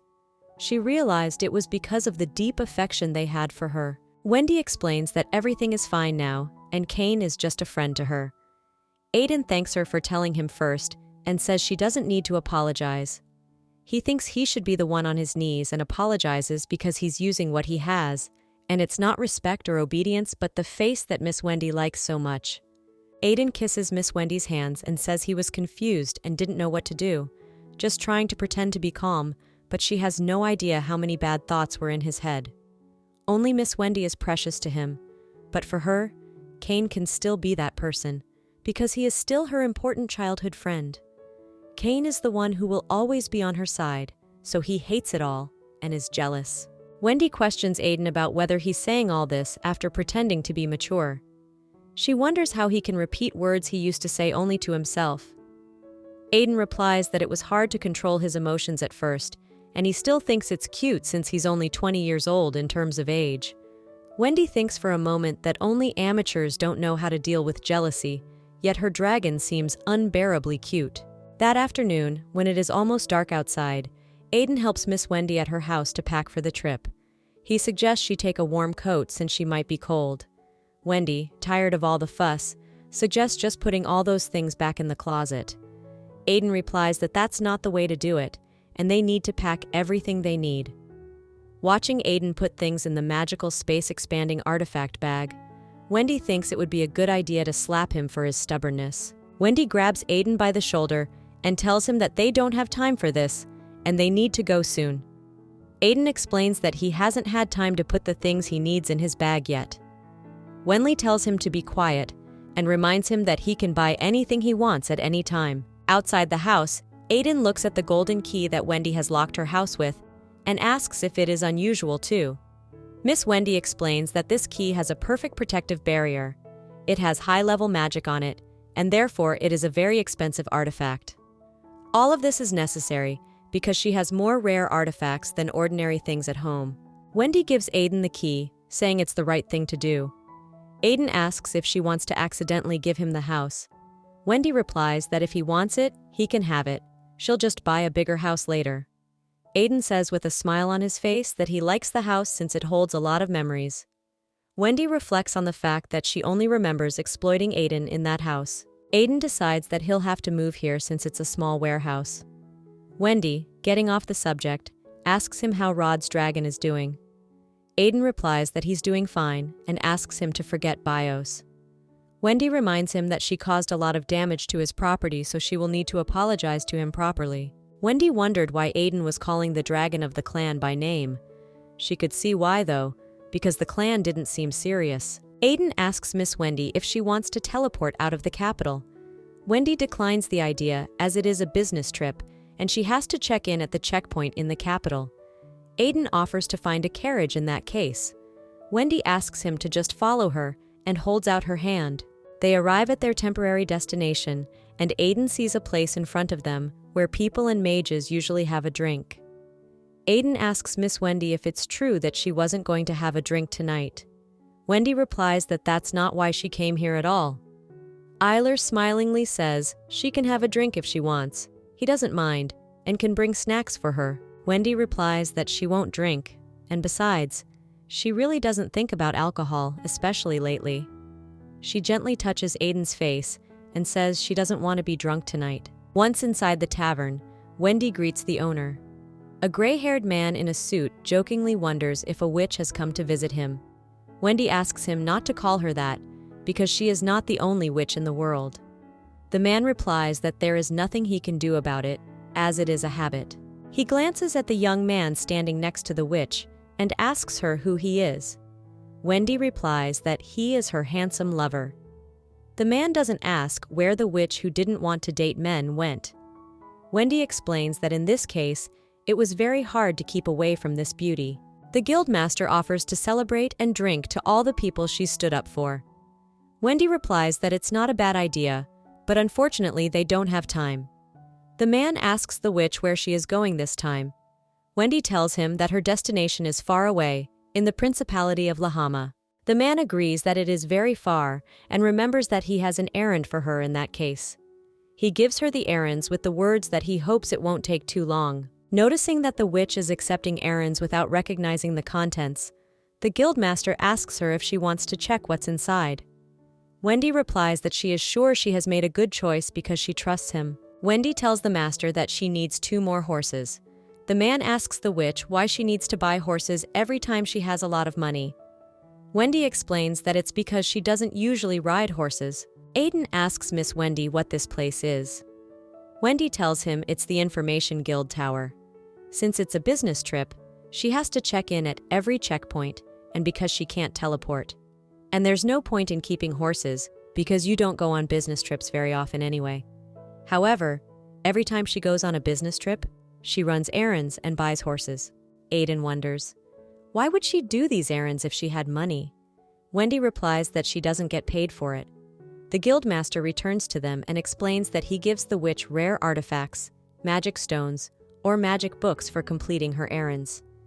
Aiden concludes that these are dangerous errands. The guildmaster asks the handsome young man not to worry, since if something happens to the witch, they will be the first to die since so many people want to get their hands on any witch. Wendy asks the man to stop talking nonsense. Meanwhile, the guildmaster's assistant reports that the horses are ready. Wendy says that in that case they will ride on and says goodbye to the master. The guildmaster, left alone, thinks about the fact that the witch has a lover, and he remembers that there are at least 5 people who will faint when they hear this news. That night, one company was building their wagons from brigands, standing around it with their swords out. One of these men notices 2 strangers in white cloaks standing nearby. The fellow asks them to get out of the way and draws his sword. The stranger intercepts the point and calls it very rude. Meanwhile, Aiden and Wendy arrive at a checkpoint in the capital of Quadman, the Kingdom of Hamada. The border guard stamps the document that they have passed the checkpoint and asks the witch if he has to report to the top brass. Wendy replies that they can do without it. In that case, the border guard says goodbye and wishes them a good journey. Wendy tells Aiden that maybe the border guard is new here, and if so, there's a chance that it will reduce the amount of useless business. She changes the subject and says she's thinking about going to lunch at the place Rossi recommended. Aiden agrees, since it's too late to go grocery shopping anyway, and dinner is on him. Wendy asks him not to overdo it since she doesn't care. Aiden insists that she must have a normal eating routine. As far as he knows, human health depends on good nutrition, so they must get rid of her unhealthy eating habits. Wendy reminds him that she's 28 years old, which may not be a long time by his standards, but she's not a child. Aiden explains that he's not treating her like a child. If he didn't treat her like one, then they wouldn't be doing it at night. Although it doesn't just happen at night, it happens during the day. They place a hand on his chest, but Wendy pulls her hand away and asks him to stop this manly behavior. Aiden explains that he just wanted her to hear his heartbeat, but she doesn't have to touch to hear it. Aiden again offers to go out to eat, but Wendy again doesn't like his manner of speaking this time as an adult, and tells him she can go herself without his unnecessary help. She is very annoyed. As they head to the cafe, Aiden notices that there are too many people on the streets. Wendy replies that she's glad they left the horses behind, but it will be difficult for them to get into the cafe. Aiden decides that's not going to work, and they must find a quiet place. At that moment, a blue-haired girl named Haley Ginger shouts after them and says that if they follow her, they can eat, and then says hello to Wendy. Wendy, as if she didn't hear anything, suggests Aiden go before the restaurant is completely full. Haley asks if they've ignored her now. Wendy continues to talk about how that restaurant must have seating. They need to eat before lunchtime is over. Haley asks them again if they are listening to her at all. Wendy turns around and says with a haughty face that she thought her number with the guardsman would pass since he's new. However, Haley has thought it through and asks the guardsman to contact her immediately as soon as she puts Miss Wendy's stamp on it. Wendy calls Haley nauseatingly smart. Aiden asks his partner if she knows this girl. Wendy tells him that this girl is in charge of the Quadman Information Guild, and her name is Haley Ginger. Wendy only gives her partner's name, but Haley doesn't listen long enough to say that she knows it's Aiden Winter, the only rookie in 7 years from the Magical Diagnostics Research Department.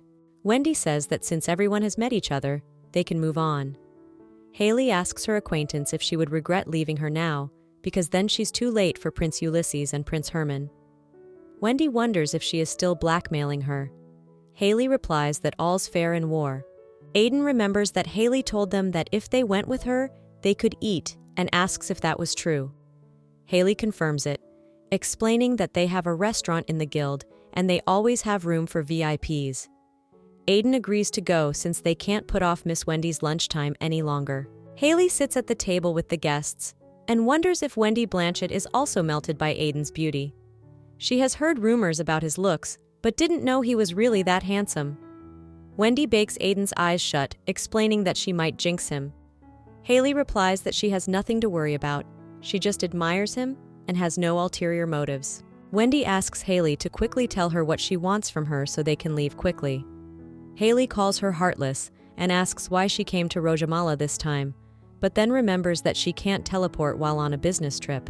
Haley explains that the guild wants Wendy to guard someone.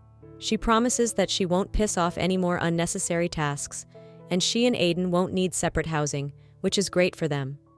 Wendy already wants to refuse, but at the mention of Prince Willis, she agrees to receive.